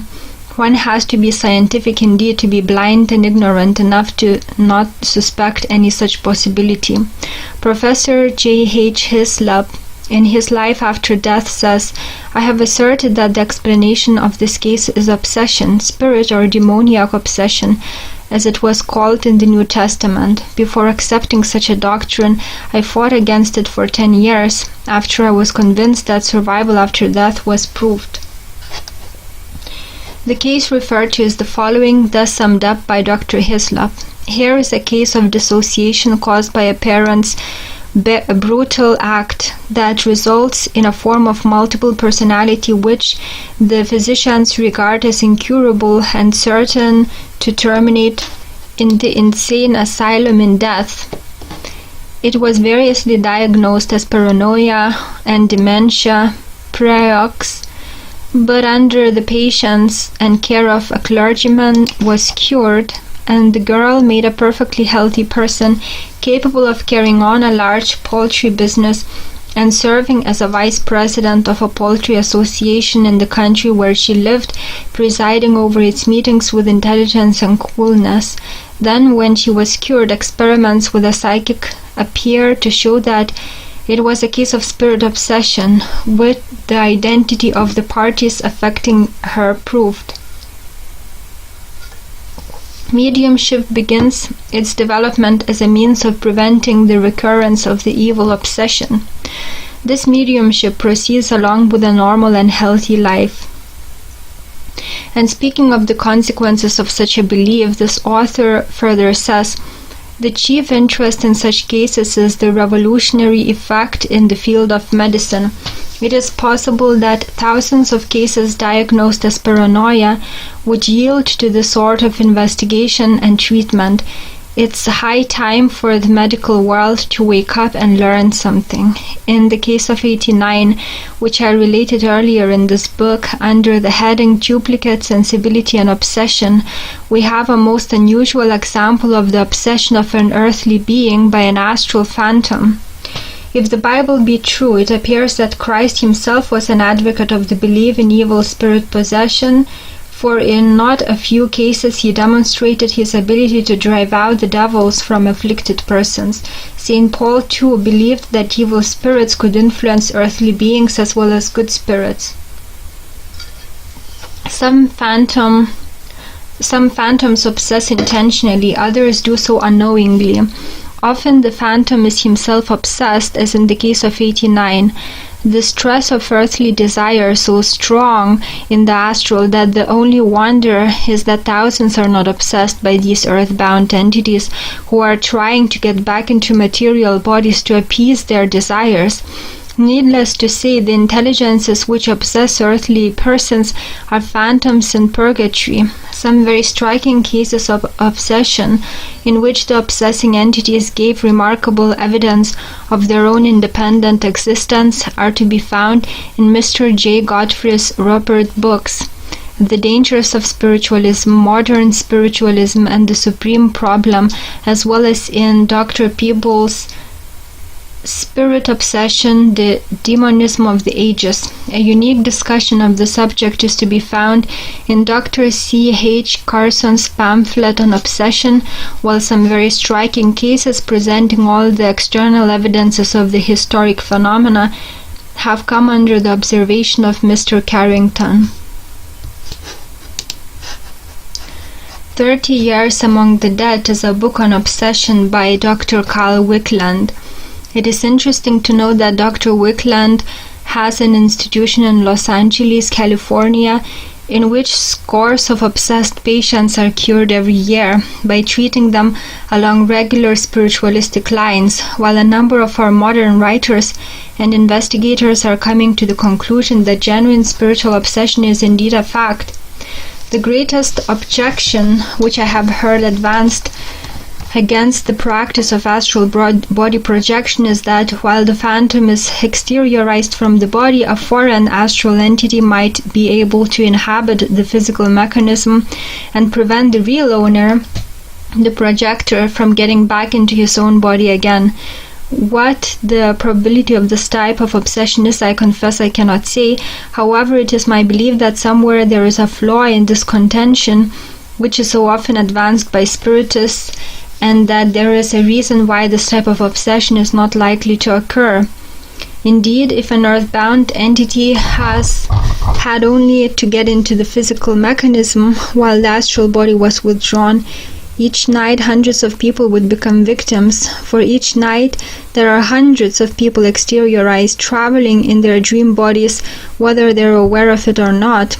Surely we cannot see that earthbound entities would not take advantage of this fact and seize control of the vacated physical mechanism.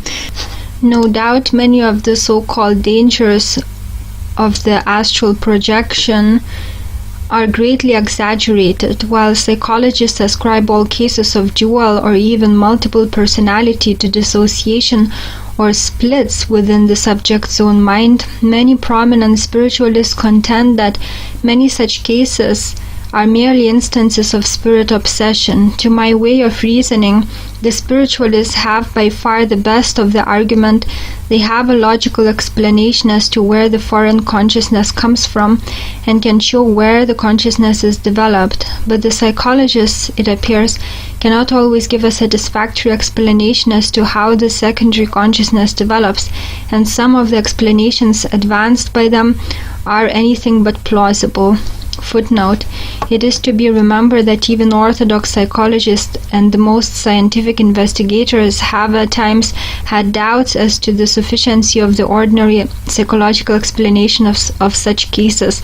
Thus, in writing of the Vatseka wonder, Lurancy venom, Dr. Hodgson stated that, in his opinion, the case belonged to the spiritistic category, and Dr. William McDougall was similarly forced to the tentative conclusion that Sally, in the Beauchamp case, was also a spirit. End of footnote. We know, of course, that all so-called obsession is not necessarily spirit obsession, and that the subject's own mind can at times obsess him in itself. The Akashic Records. There is a widespread belief that once a person is projected from his physical body into the plane of forces, or the astral plane, he is at once possessed of the faculty of seeing both past and future. In all my conscious projections, however, I have seen only the present, just as I see only the present, but remember the past as I write this account. It is claimed that somewhere in the plane of forces there is a record of everything which has ever been said or done, and that under certain conditions one can quote-unquote read the record. Although I have never seen them, the Akashic Records as they're called, and although I have never seen the future either while conscious, I have, while partially conscious in the astral body, lived through events which had not yet occurred in my physical life. I shall tell of this presently. First, allow me to summarize what others have said of the Akashic Records. The Akashic Records are not contained within some great book, but our impressions of every word, scene, and action which has ever occurred in the universal ether or astral light. This should not be so great a marvel, however, for we have an example of it in our own memory. Stored away somewhere is the record of our past. Dissect the brain and you find no trace of what we call memory, yet every time you recall a past event, you have proof that somewhere this record lies hidden and invisible. Where then is the memory? Is the Akashic record so much more mysterious than your own memory? Astronomy teaches us that light travels at the rate of more than 186,000 miles a second. There are fixed stars so far distant from the Earth that light which left them thousands of years ago is only now reaching us. We can look at a distant fixed star, but we do not see it as it is or where it appears to be, but we see it as it was hundreds of years ago, where these light rays left it. Of this subject, Mr. Carrington has written, "It takes an appreciable time for light to travel these vast distances, even at the rate of 186,000 miles per second. That is about 7.5 times around the Earth in 1 second. According to such calculations, it could take about 8 minutes for light to reach us from the sun. Now, if you were looking at the sun, you would see it at that moment, apparently, but you do not see the sun as it is now, but as it was 8 minutes ago, and you do not see the sun as it is now until 8 minutes hence, so that if there were a horse galloping on the sun and you could see it, you would not see that horse galloping until 8 minutes after he finished the race. Theoretically, if the sun were moved further away and you could still see what was going on there, the light, instead of taking 8 minutes to reach us, might take a year, and when you could see things as they were happening a year ago. Now some of the stars are so far distant that it takes hundreds of thousands of years for light to reach us, traveling at the rate of 186,000 miles a second.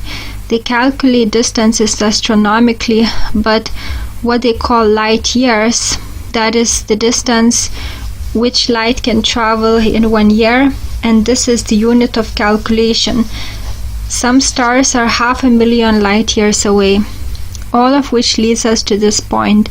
Supposing something were happening on our Earth and a being there in space were sufficiently far away, looking at our Earth to see what was happening here a year ago, that is, light leaving the surface of our globe and traveling outward into space would reach that point in space 1 year from now. Very well, you perform a certain action.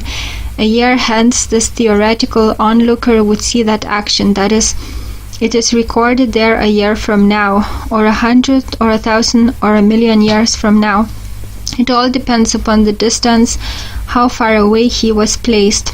So if you could get far enough away in space, there would always be a time, theoretically, when you could see that action being recorded in the ether, so that every stone put in place on the Great Pyramid is now being put there at a certain distance in space. The creation of the world can now be seen in space at a certain distance. We still see the record of stars which went out of existence hundreds of years ago. The light vibrations set in motion long ago still exist after their source has disappeared. Are the Akashic records more mysterious? The universal ether is said to have a true record of everything which has ever been, and the Hindus say that if one were developed properly, he could read these records. Swami Panchadasi, who is said to be a master of the art of astral projection, says, by traveling to a point in time on the 4th dimension, you may begin at that point and see a moving picture of the history of any part of the earth from that time to the present, or you may reverse the sequence by traveling backward. You may also travel in the astral, in ordinary space dimensions, and thus see what happens simultaneously all over the earth at any special time if you wish. As a matter of strict truth, however, I must inform you that the real records of the past exist on a much higher plane than the astral, and that which you have witnessed is but a reflection, practically perfect, however, of the original records. It requires a high degree of occult development in order to perceive even this reflection in the astral light. An ordinary clairvoyant, however, is often able to catch occasional glimpses of these astral pictures and may thus describe fairly well the happenings of the past. So much for the Akashic records, which this writer has never had the pleasure of observing. Enacting future events in the dream body. We have already learned how one can live over events which have happened in the past in the astral body during a projection dream. Frequently, the future contemplating mind will cause the projected dreamer to live through events which have not yet happened in the material world. Of course, one can have a future contemplating dream in which the dream body does not act out the apparent action. But it frequently happens, especially to those inclined toward projection, that a future contemplating dream takes place in which the astral body does participate. I have had many such experiences, awakening from a dream and finding myself acting it out in the astral body. The following is a simple example which took place several years ago. I dreamt that I came out of my front door of my home and started to walk up the street on my way to school. To get to the schoolhouse, I could go in either one or two ways. One, a direct route leading through the residential district, the other leading through the business district. When returning to school after my noonday meal, I almost invariably went through the residential district, the shorter and more direct route. In the dream, as I walked along the street, I heard someone calling me, and turning around saw one of my friends who lived several blocks beyond my home, running to catch up with me. He was in my class at school, and as we walked along, we discussed the problems of the afternoon session. Finally, we came to the place where the trail branched, one running through the business section, the other through the residential district. I started to walk along the latter route and expected my friend to go that way too, but he said, "Come on, let's go through the town, we've plenty of time." So we went by way of the path which led through the business section. I stopped to look into one of the store windows, and seeing a pair of socks there which struck my fancy, I entered and purchased them. Then we walked on toward the school building. As we advanced through the park, I saw a boy whom I recognized at once coming toward us. As we met, he came very close to me and spat upon one of my shoes, then with a gesture said, "Tee-hee," and ran. This boy was a mischief in reality too. It was only a short distance from this point to the school building, and as we continued moving toward it, I became more and more awake, it seemed, and realized even before full consciousness came that I was actually walking through this park. I then awoke in the astral and found the action true, but the persons melted out of the scene, and I was there alone in my astral body. It was several weeks after this that the occurrence actually took place. Everything occurred in the same order as it has happened in the dream. I left home on my way to school. My friend hailed me. We walked to the fork in the trail, where he persuaded me to go through the town. I saw the socks in the store window and purchased them. We went through the park and met the small boy, the same boy I had seen in the dream. And as he was approaching, I said to my friend, "This kid's going to spit on my shoe." And he did, saying "Tee-hee" and running. From this, you can see that the astral body acted out an event which did not occur in the physical world until several weeks later. To give one more example, in the spring of 1972, I awakened one night in the astral and found myself in a strange place, an unusually attractive park. I looked about me, observed its characteristics, and noted many special features as well as its general aspect. I noted particularly a high rocky wall and 2 small bridges crossing a stream. I had no memory of ever having visited this particular place, nor did I know where the place was. Neither could I remember the trip back to my physical body.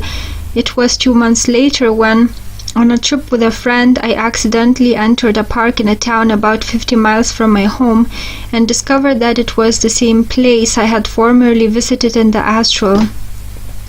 I could quote many experiences similar to this one, but they would be irrelevant. In fact, scarcely a week goes by without some future contemplating dream, and occasionally I become conscious in the dream, only to find that I'm acting out the contemplated action in my dream body. I have observed that when one does have a future contemplating projection dream, it nearly always begins with some routine action. That is, the dream begins with some routine action and runs off into another channel, or the dreamer enacts something which he is in the habit of doing every day, and then certain novel aspects of the action which have not yet happened are dreamed about. For example, in the experience I have just related, I dreamt first of my daily routine, going to school, and then certain incidents which had not yet occurred were dreamt and acted out. Usually after I have experienced such a dream, it materializes during the day following the dream. But again, as in the cases just given, the action did not happen in reality until several weeks after the astral body had enacted it. Again, my astral body may have enacted many future contemplating dreams, of which I know nothing, for one does not always remember a dream, and a projector does not always awaken in a dream. It is to be regretted that we cannot find some method of dreaming future events at will. Sometimes in a projection dream, the subject may be in some strange place and be almost conscious and see what is taking place there, but on awakening in his physical body, he does not know for certain that the events really did take place, but attributes them, if he recalls them at all, to nocturnal fantasy. He may never hear that the events really did take place and does not know that the dream was more than mere fantasy. Footnote: see in this connection the remarkable book by W.J. Doon, An Experiment with Time, in which he not only narrates a number of cases of this character, but tells how he succeeded in obtaining prophetic dreams at will, and tells his readers how they may obtain them too. H.C. End of footnote. Many clairvoyant dreams are mistaken for astral projections. One must not be deceived into the belief that the dream body acts out every dream. It does not. Many believe that during every dream the astral body projects and enacts the dream. The astral body does not even respond to some dreams, but lies at rest without action. One may dream while the astral body is in coincidence with the physical body, and there will be no action on the part of the astral body. One may dream while the astral body is in coincidence with the physical, with the resultant action of the body, physical somnambulism in other words. On the other hand, one may dream while the phantom lies motionless in the zone of quietude, or he may dream and act out the dream in the astral. And again, one may dream and the astral body will project and enact the dream in its true locale. Or one may dream the same dream and the astral body will enact the dream close to the physical body, the mind creating the environment or the locale exactly as it appears in reality in the distance. One may dream of events which are happening at some distant place without ever being projected there, just as clairvoyant may see things happening at a distant place without being actually projected there. Undoubtedly, there are many accounts on record which are said to be examples of astral projection which are not astral projections at all. The following is an interesting experience of this type, and it's recorded by the SBR. It is related by a correspondent of the Society. One morning in December 18, footnote, the incident is narrated in the third person, end of footnote. had the following dream, or he would prefer to call it revelation. He found himself suddenly at the gate of Major N.M.'s Avenue, many miles from his home. Close to him was a group of persons, one of whom was a woman with a basket on her arm, the rest men, 4 of whom were tenants of his own, while the others were unknown to him. Some of the strangers seemed to be assaulting H.W., one of his tenants, and he interfered. I struck violently at the man on my left, and then with greater violence at the man's face on my right. Finding to my surprise that I had not knocked down either, I struck again and again with all violence of a man frenzied at the sight of my poor friend's murder. To my great amazement, I saw my arms, although visible to my eye, were without substance, and the bodies of the men I struck at and my own came close together after each blow through the shadowy arms I struck with. My blows were delivered with more violence than I ever think I exerted, but I became painfully convinced of my incompetency. I have no consciousness of what happened after this feeling of unsubstantiality.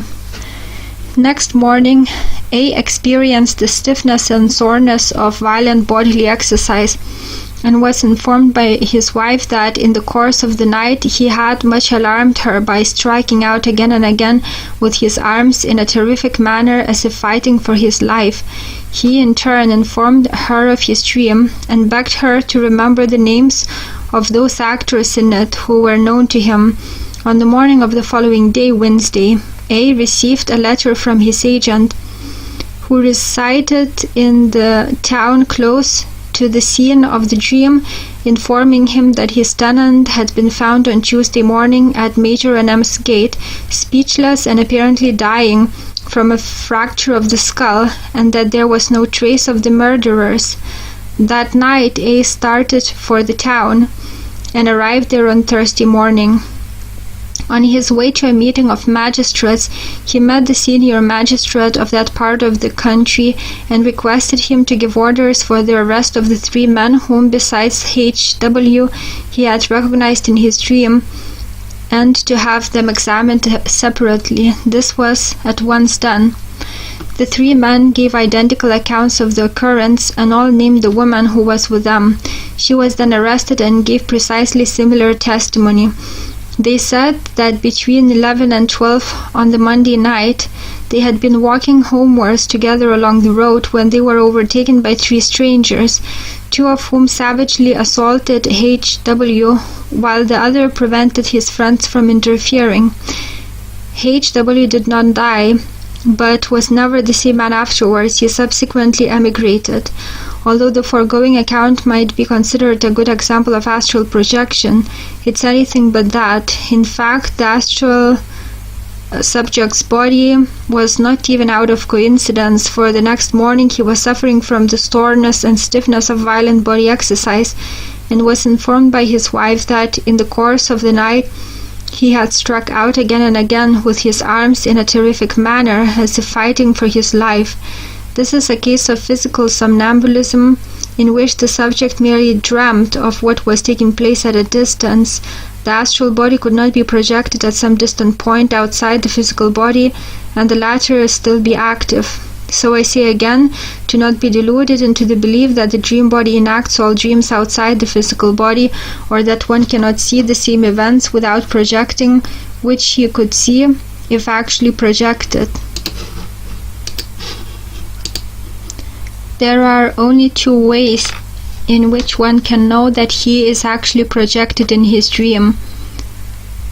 Either some clairvoyant would have to see the astral body of the dreamer, or the projected dreamer would have to become fully conscious at that place. Dreams in which the subject believes he is at a distant place should never be put on record as astral projection dreams, merely because they seem very real. In many cases of physical somnambulism, the subject has been able to describe distant scenes and tell precisely what is occurring there. Physical somnambulism and astral projection cannot occur simultaneously in the same subject. Akin to distant point vision is what might be called immediate environment vision, in which the dreamer sees occurrences which are actually happening in his immediate environment and even in the room wherein he sleeps. Such dreams usually occur in the daytime during a midday nap, not infrequently just an instant before the dreamer awakens. For example, one may dream that a certain person is at the door and will awaken an instant later and find that the person in question really is at the door, etc. Dream consciousness is not the real consciousness. Hence, we see that there is a dream consciousness which is not the real consciousness. Volumes of astral projection experiences are on record in which the subject was merely in a state of dream consciousness, and it's a fact that many people, even those who have had out-of-body experiences, believe that this is the only consciousness there is. It is for this reason that most of the accounts said to be real conscious projections are of a more or less visionary character. This point should be understood.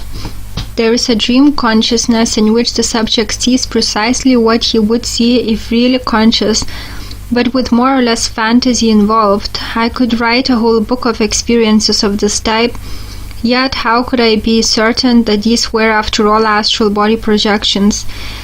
That a dreamer in a clairvoyant dream can see scenes and events which are occurring elsewhere on the earth plane, and believe he has really projected to that place is a fact. Many investigators know this to be true.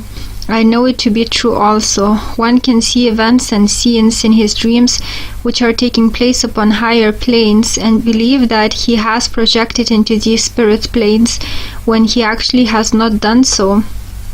This is in fact the way in which much information concerning spirit life has been obtained by individuals who assert that they have been into the higher spirit realms.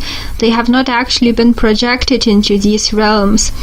They were merely believe that they have because of the apparent reality of the clairvoyant dream, just as many believe that they have been projected to some distant earthly point when they have merely seen that place in the clairvoyant dream.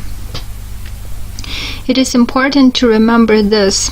During sleep, one can often see distant earthland scenes and occurrences without projecting, and yet think he has actually projected, and also see spirit land scenes and occurrences and think he has projected, but this is not real, conscious astral projection.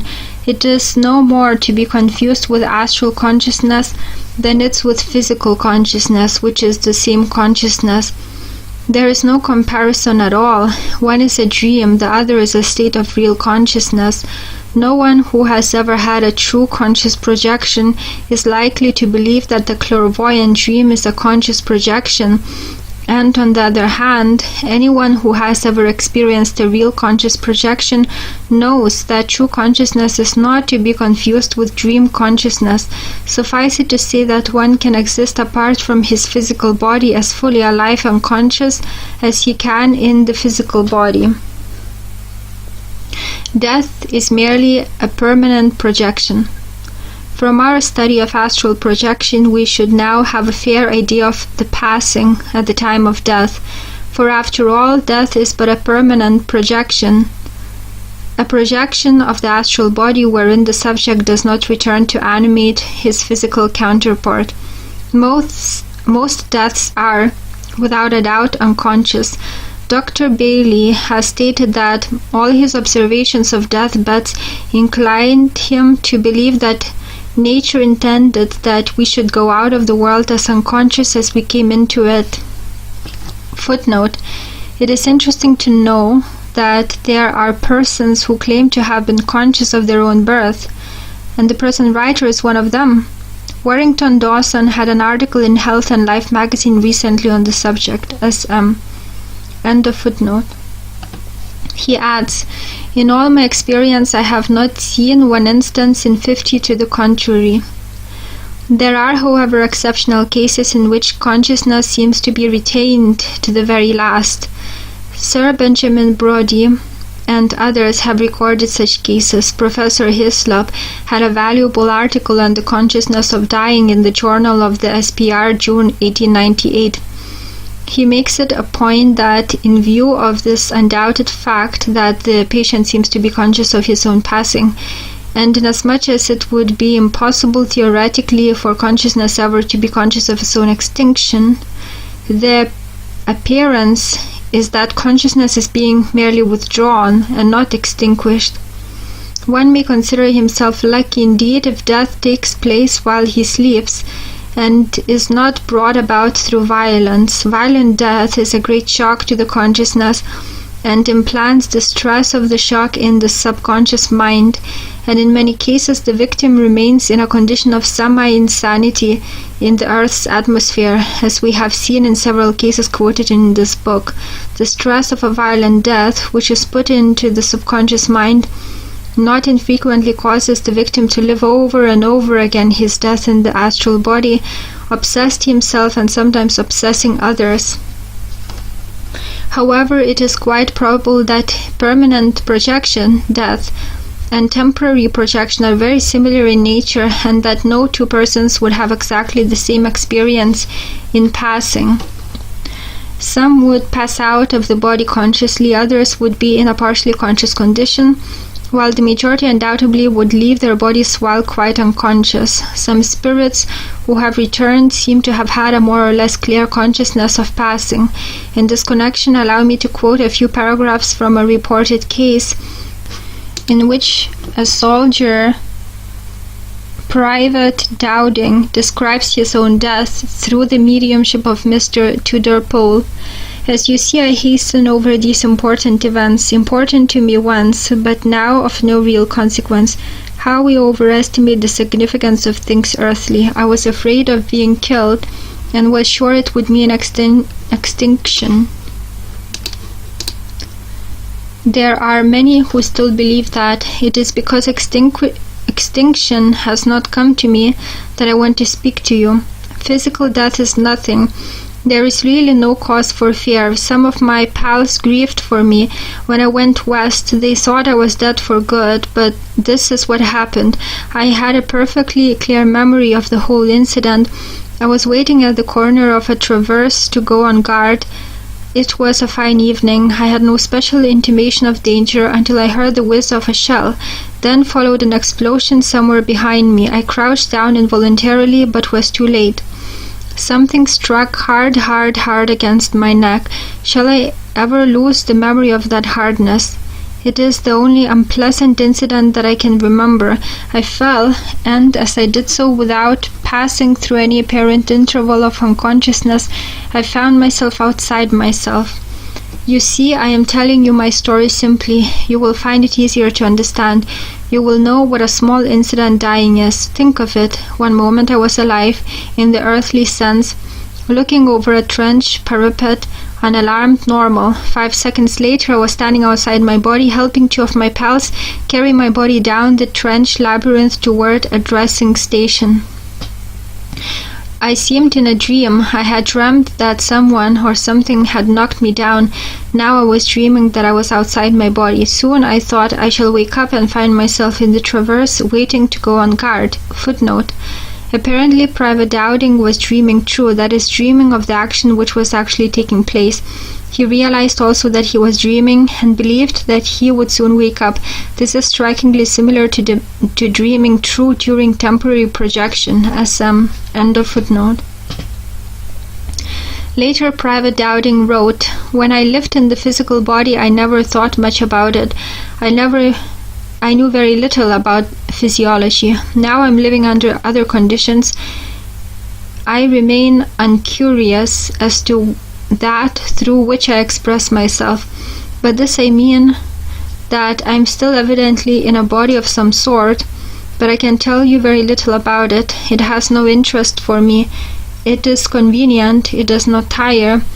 It seems similar information to my old body. There is a subtle difference, but I cannot attempt an analysis. Each of us creates his own purgatorial conditions. If I had my time over again, how differently I should live my life. I neither lived enough among my fellow men, nor interested myself sufficiently in their affairs." We find many points in Private Dowding's tale which agree with what we have learned from temporary astral projection. Thus, Caroline D. Larson, in her book My Travels in the Spirit World, states that on one occasion she actually witnessed the astral body pass in and out of the physical body of a dying man several times and finally leave it. Mrs. Larson tells the incident as follows. Mr. G was well known to both my husband and myself, although it could not be said that we were on friendly terms with him. He was a man who indulged liberally in liquor, a failing which mastered him time and again.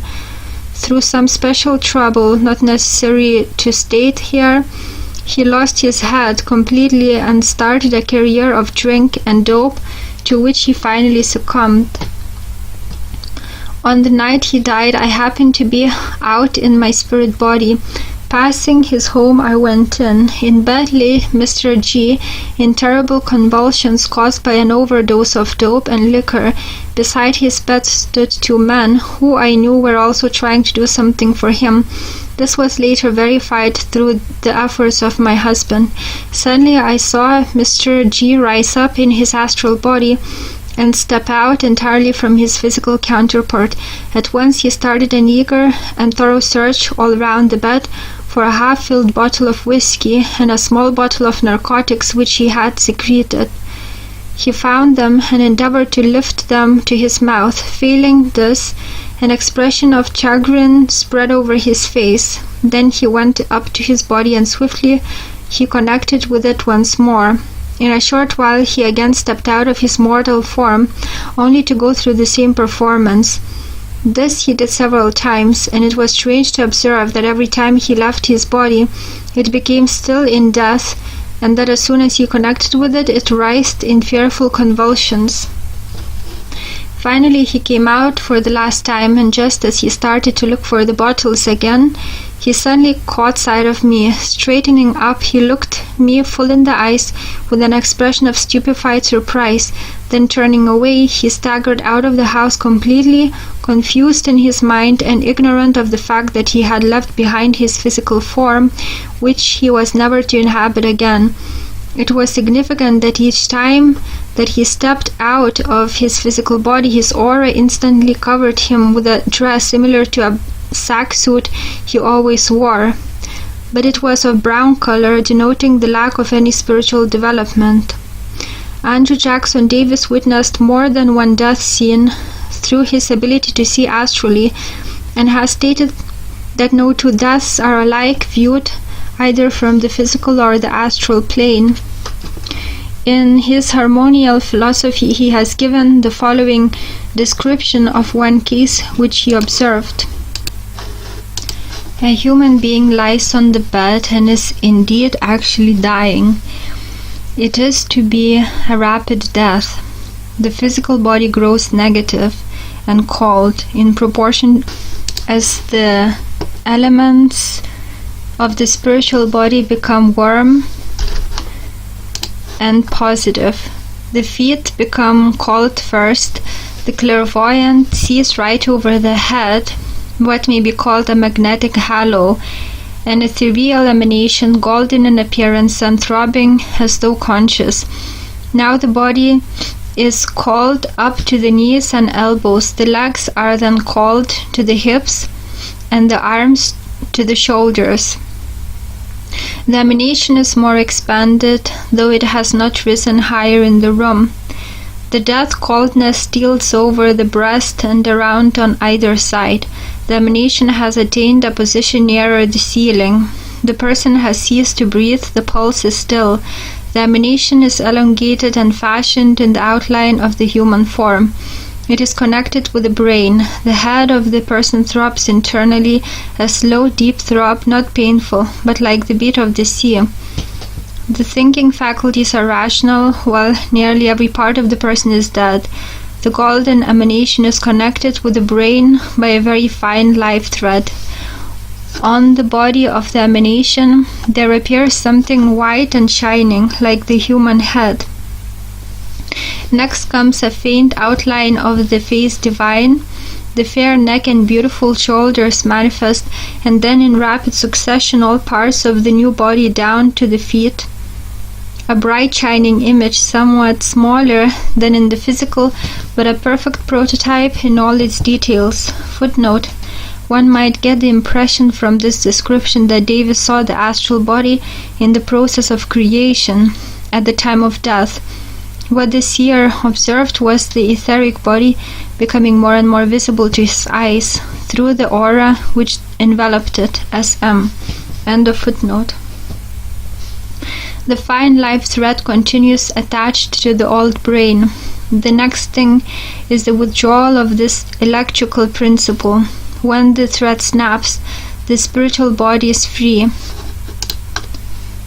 Death, however, is a question which holds but little place in the minds of the majority, and we have discussed it here only insofar as it relates to the projection of the astral body.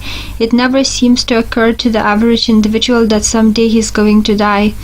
If the thought of his own death does occur to him, he casts it out of his mind as something horrible. This is a curious paradox indeed, when we consider how strong is the instinct of self-preservation in all mortals. Few philosophers have devoted much serious attention to the question. Mr. Carrington seems to be the foremost writer upon the subject, having written several books upon the nature of death. As Professor Fournier d'Alba, in his New Light on Immortality, says, the 20th century is too busy to occupy itself much with the problems presented by death and what follows it. The man of the world makes his will, ensures his life, and dismisses his own death with the scantiest forms of politeness. The churches, once chiefly invested in the ultimate fate of the soul after death, now devote the bulk of their energies to moral instruction and social amelioration. Death is all but dead as an overshadowing doom and an all-absorbing subject of controversy. The spectacle of 2,000 million human beings rushing to their doom with no definite knowledge of what that doom may be, and yet taking life as it comes, happily and merrily enough as a rule, seems strange and almost unaccountable. The spectacle somewhat resembles that inside a prison during the Reign of Terror, when prisoners passed their time in an animated and ever gay converse, not knowing who would be called out next to be trundled to the scaffold. Every year, some 40 million human corpses are consigned to the earth.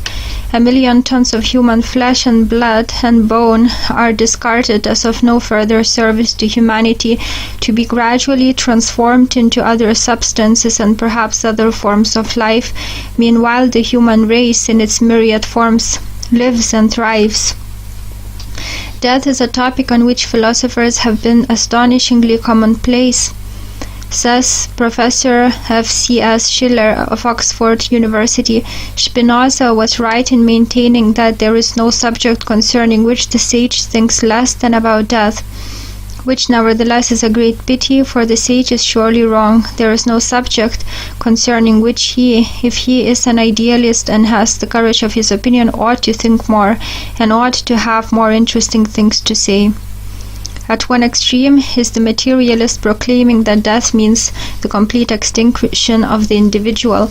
On the other extreme is the spiritualist maintaining that death is but the beginning of a greater life. And between these two schools of thought, there exists an army of cults, religions, and creeds, most of them regarding death as a curse which has been bestowed upon humanity. Surely it's not death which is the curse, it is life. Life, with its pains, its turmoils, and its hardships, is the curse which has been bestowed upon mankind. No future state of happiness is worth suffering for. Nothing can compensate for the pains and torments of life. Footnote: Pure Buddhism, Pure Medieval Christianity, H.C. End of footnote. One must be a stoic indeed to be able to live in joy on another plane, knowing at the same time that others are suffering on this plane. Such a person, in my estimation, does not deserve to be happy. Is it possible that spirits lose that divine trait, sympathy? O death, where is thy sting? O grave, where is thy victory? Is indeed stoic philosophy. There is sting in death.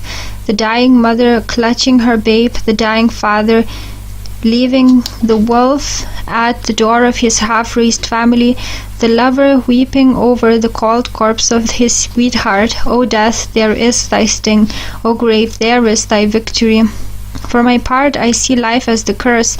I regret that life exists. No mortal mind can advance even the weakest argument in defense of life. I regret that the materialist is mistaken. I regret that death does not end all. I wish that death would bring one long and dreamless sleep, but alas, my experiences have proved conclusively to me that dust thou art and dust thou returnest was not written of the soul. Chapter 16. Since destiny has willed that we must live in spite of our pessimism, since there is no extinction of the human mind, even in death, we may as well, and no doubt will profit by so doing, make the best of life and turn our thoughts into more optimistic channels, with the hope that the riddle of life, when solved, will far surpass our fondest expectations, and that the dictates of our intelligence, that life is tragic, may prove futile in the distant future. So let us again turn our attention to astral projection and, by way of conclusion, touch upon a few more or less disconnected afterthoughts which have arisen in my mind and relate to our subject. Projection during the sleep of anesthesia. We have devoted our principal interest in the foregoing pages to that type of projection which occurs during natural sleep, and I think discussed hypnotically induced projection enough to become familiar with what has been, or what we may expect to see accomplished along this line.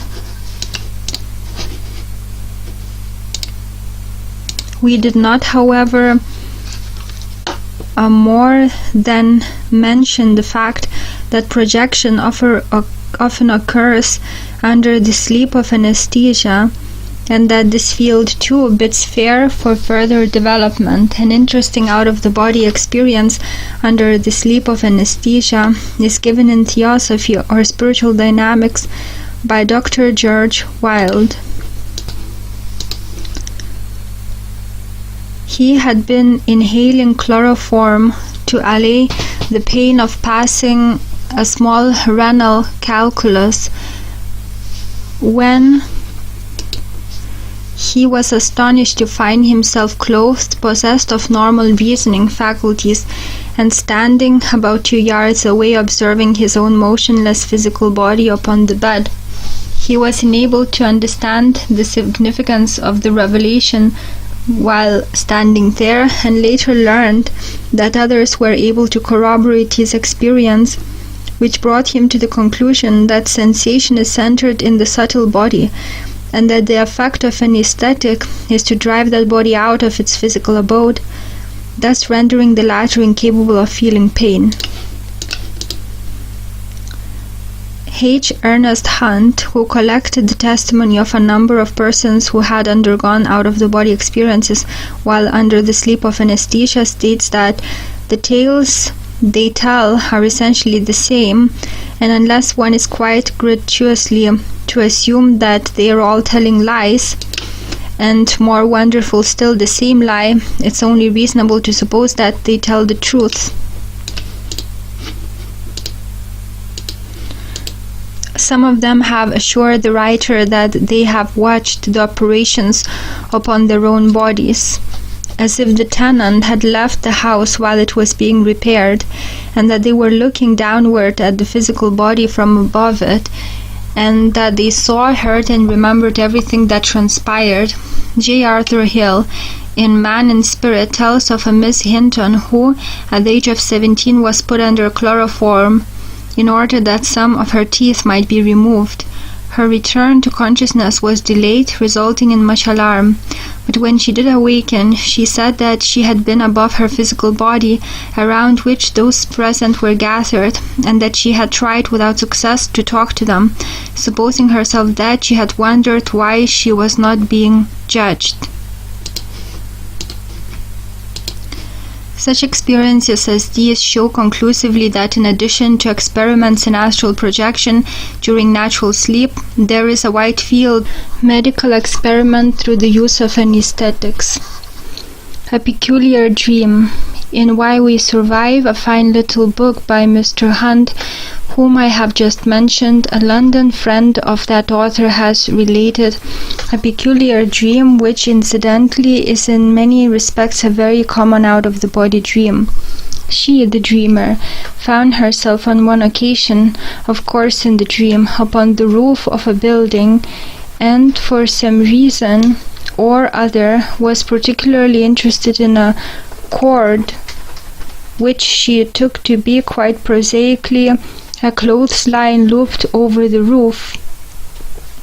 Curiosity led her to follow up this line as it went over the edge of the roof and into a bedroom window. It led her to a bed in which lay her own sleeping body, and immediately upon the recognition of this, she found herself awake and in her own body once more.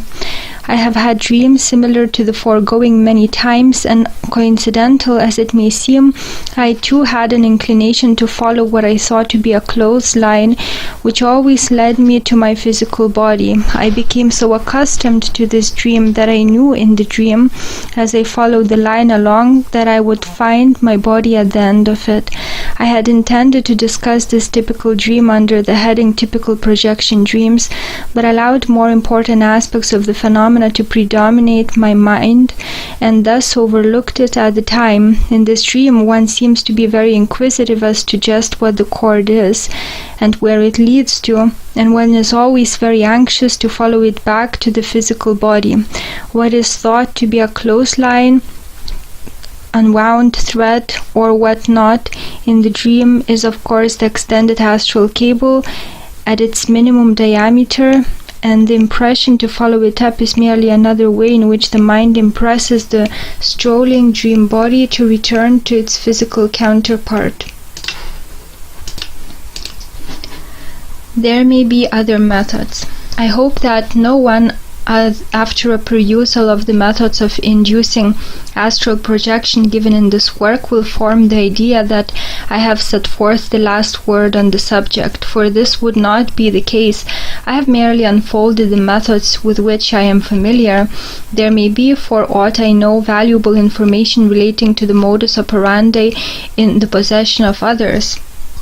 As an example of this, there are said to be several metaphysical societies in which occultly inclined students may enroll, and when such students have advanced to the degree where they are admitted to the inner circle, they then, it is claimed, receive the necessary secret instructions for leaving their bodies, visiting spiritual realms, and obtaining therefrom direct information. What method is followed in such institutions, and what success is derived from their students, I do not know. Aside from these societies, there are any number of individuals who maintain that they are in possession of occult knowledge, which enables them to project in the astral. Whether their methods overlap any which I have given, and I believe that they must necessarily do so, I have never been able to learn. So again, I wish to repeat that I do not claim to have given the last word on the matter, but only the facts which I personally understand. A prophecy. We have learned how the astral body is capable of traveling through space, and I believe that the time is not far distant when, through the mastery of certain subtle laws, all of us will be enabled to travel through space physically, automatically, and at will, just as the astral is capable of doing. It is true that we have ships of the air, yet physical modes of conveyance will not be perfect until we can move through space automatically. I expect to see many developments in which the physical body is made to overcome gravity and take on the motive force in the future. All possess the powers of projection. Astral projection is not a gift to a chosen few. Every living soul has latent forces at his disposal which merely require the proper manipulation. A prevalent idea is that one who is capable of projecting is one who is gifted with a peculiarly abnormal astral entity, much different from his fellow beings, but I assure you that the physical body plays as important a part in the phenomenon as does the astral, and usually the abnormality is not existent in the astral body but in the physical body. Concerning morals, while I do not wish to preach on the subject of morals, I desire to point out once more what has been pointed out in every age, that all of us should strive to lead an honest and good life. It is most important that we guard our thoughts and think no evil of our fellow beings. For our very thoughts create an astral environment around us, and revenge is a trait not unknown to the dwellers of the astral world. Let me call your attention once more to the unpleasant encounter with an astral fiend which I had, and which resulted merely because I had thought evil toward the man mentioned in the account given. I urge you, especially if you attempt the practice of projection, to heed the warning of Confucius, and speak no evil, hear no evil, see no evil. If you do not, you may meet with experiences which will cause you to believe that the whole atmosphere is filled with enemies. And this brings us to another consideration, which is the demon theory. The most common and the most effective objection raised against occult science, especially clairvoyance, hypnotism, etc., is the demon theory. That is, that all such manifestations are the works of the devil or of evil spirits. In the past few years, a powerful religious organization, with which no doubt all my readers are acquainted, has launched a crusade against occult practices. Some idea of the extent and success of their campaign may be gained by observing the fact that in the 1928 edition of one of their books exceeded 3,500,000 copies, and they have published a score of similar books. Their resources seem inexhaustible. They have delivered their lectures over the greatest radio hookup on earth, and have their canvassers in the most remote of villages. Besides this, there are other strong organizations bent upon a like purpose, as well as individuals like O'Donnell, who stoutly insist that all occult phenomena are of the devil's origination. Consequently, many investigators of the occult have been turned away from their researches and studies, especially after turning the facts over in their minds and considering the contradictions of mediums and the lack of information imparted by returning spirits. Conclusion. To all those seeking the truth on this question, that is, whether psychic phenomena are from the spirit of man or from the ingenuities of the devil, I wish to say that once you experience the projection of your astral body, you will no longer doubt that the individual can exist apart from his physical body. No longer will you be forced to accept theories. No longer will you be forced to base your belief in immortality upon the word of the medium, the pastor, or holy books, for you will have the proof for yourself, as sure and as self-evident as the fact that you're physically alive. For my part, had a book on immortality never been written, had a lecture on survival never been uttered, had I never witnessed a seance or visited a medium, in fact, had no one else in the whole world ever suspected life after death, I should still believe implicitly that I am immortal, for I have experienced the projection of the astral body. The end of the book, narrated by Simone Rich.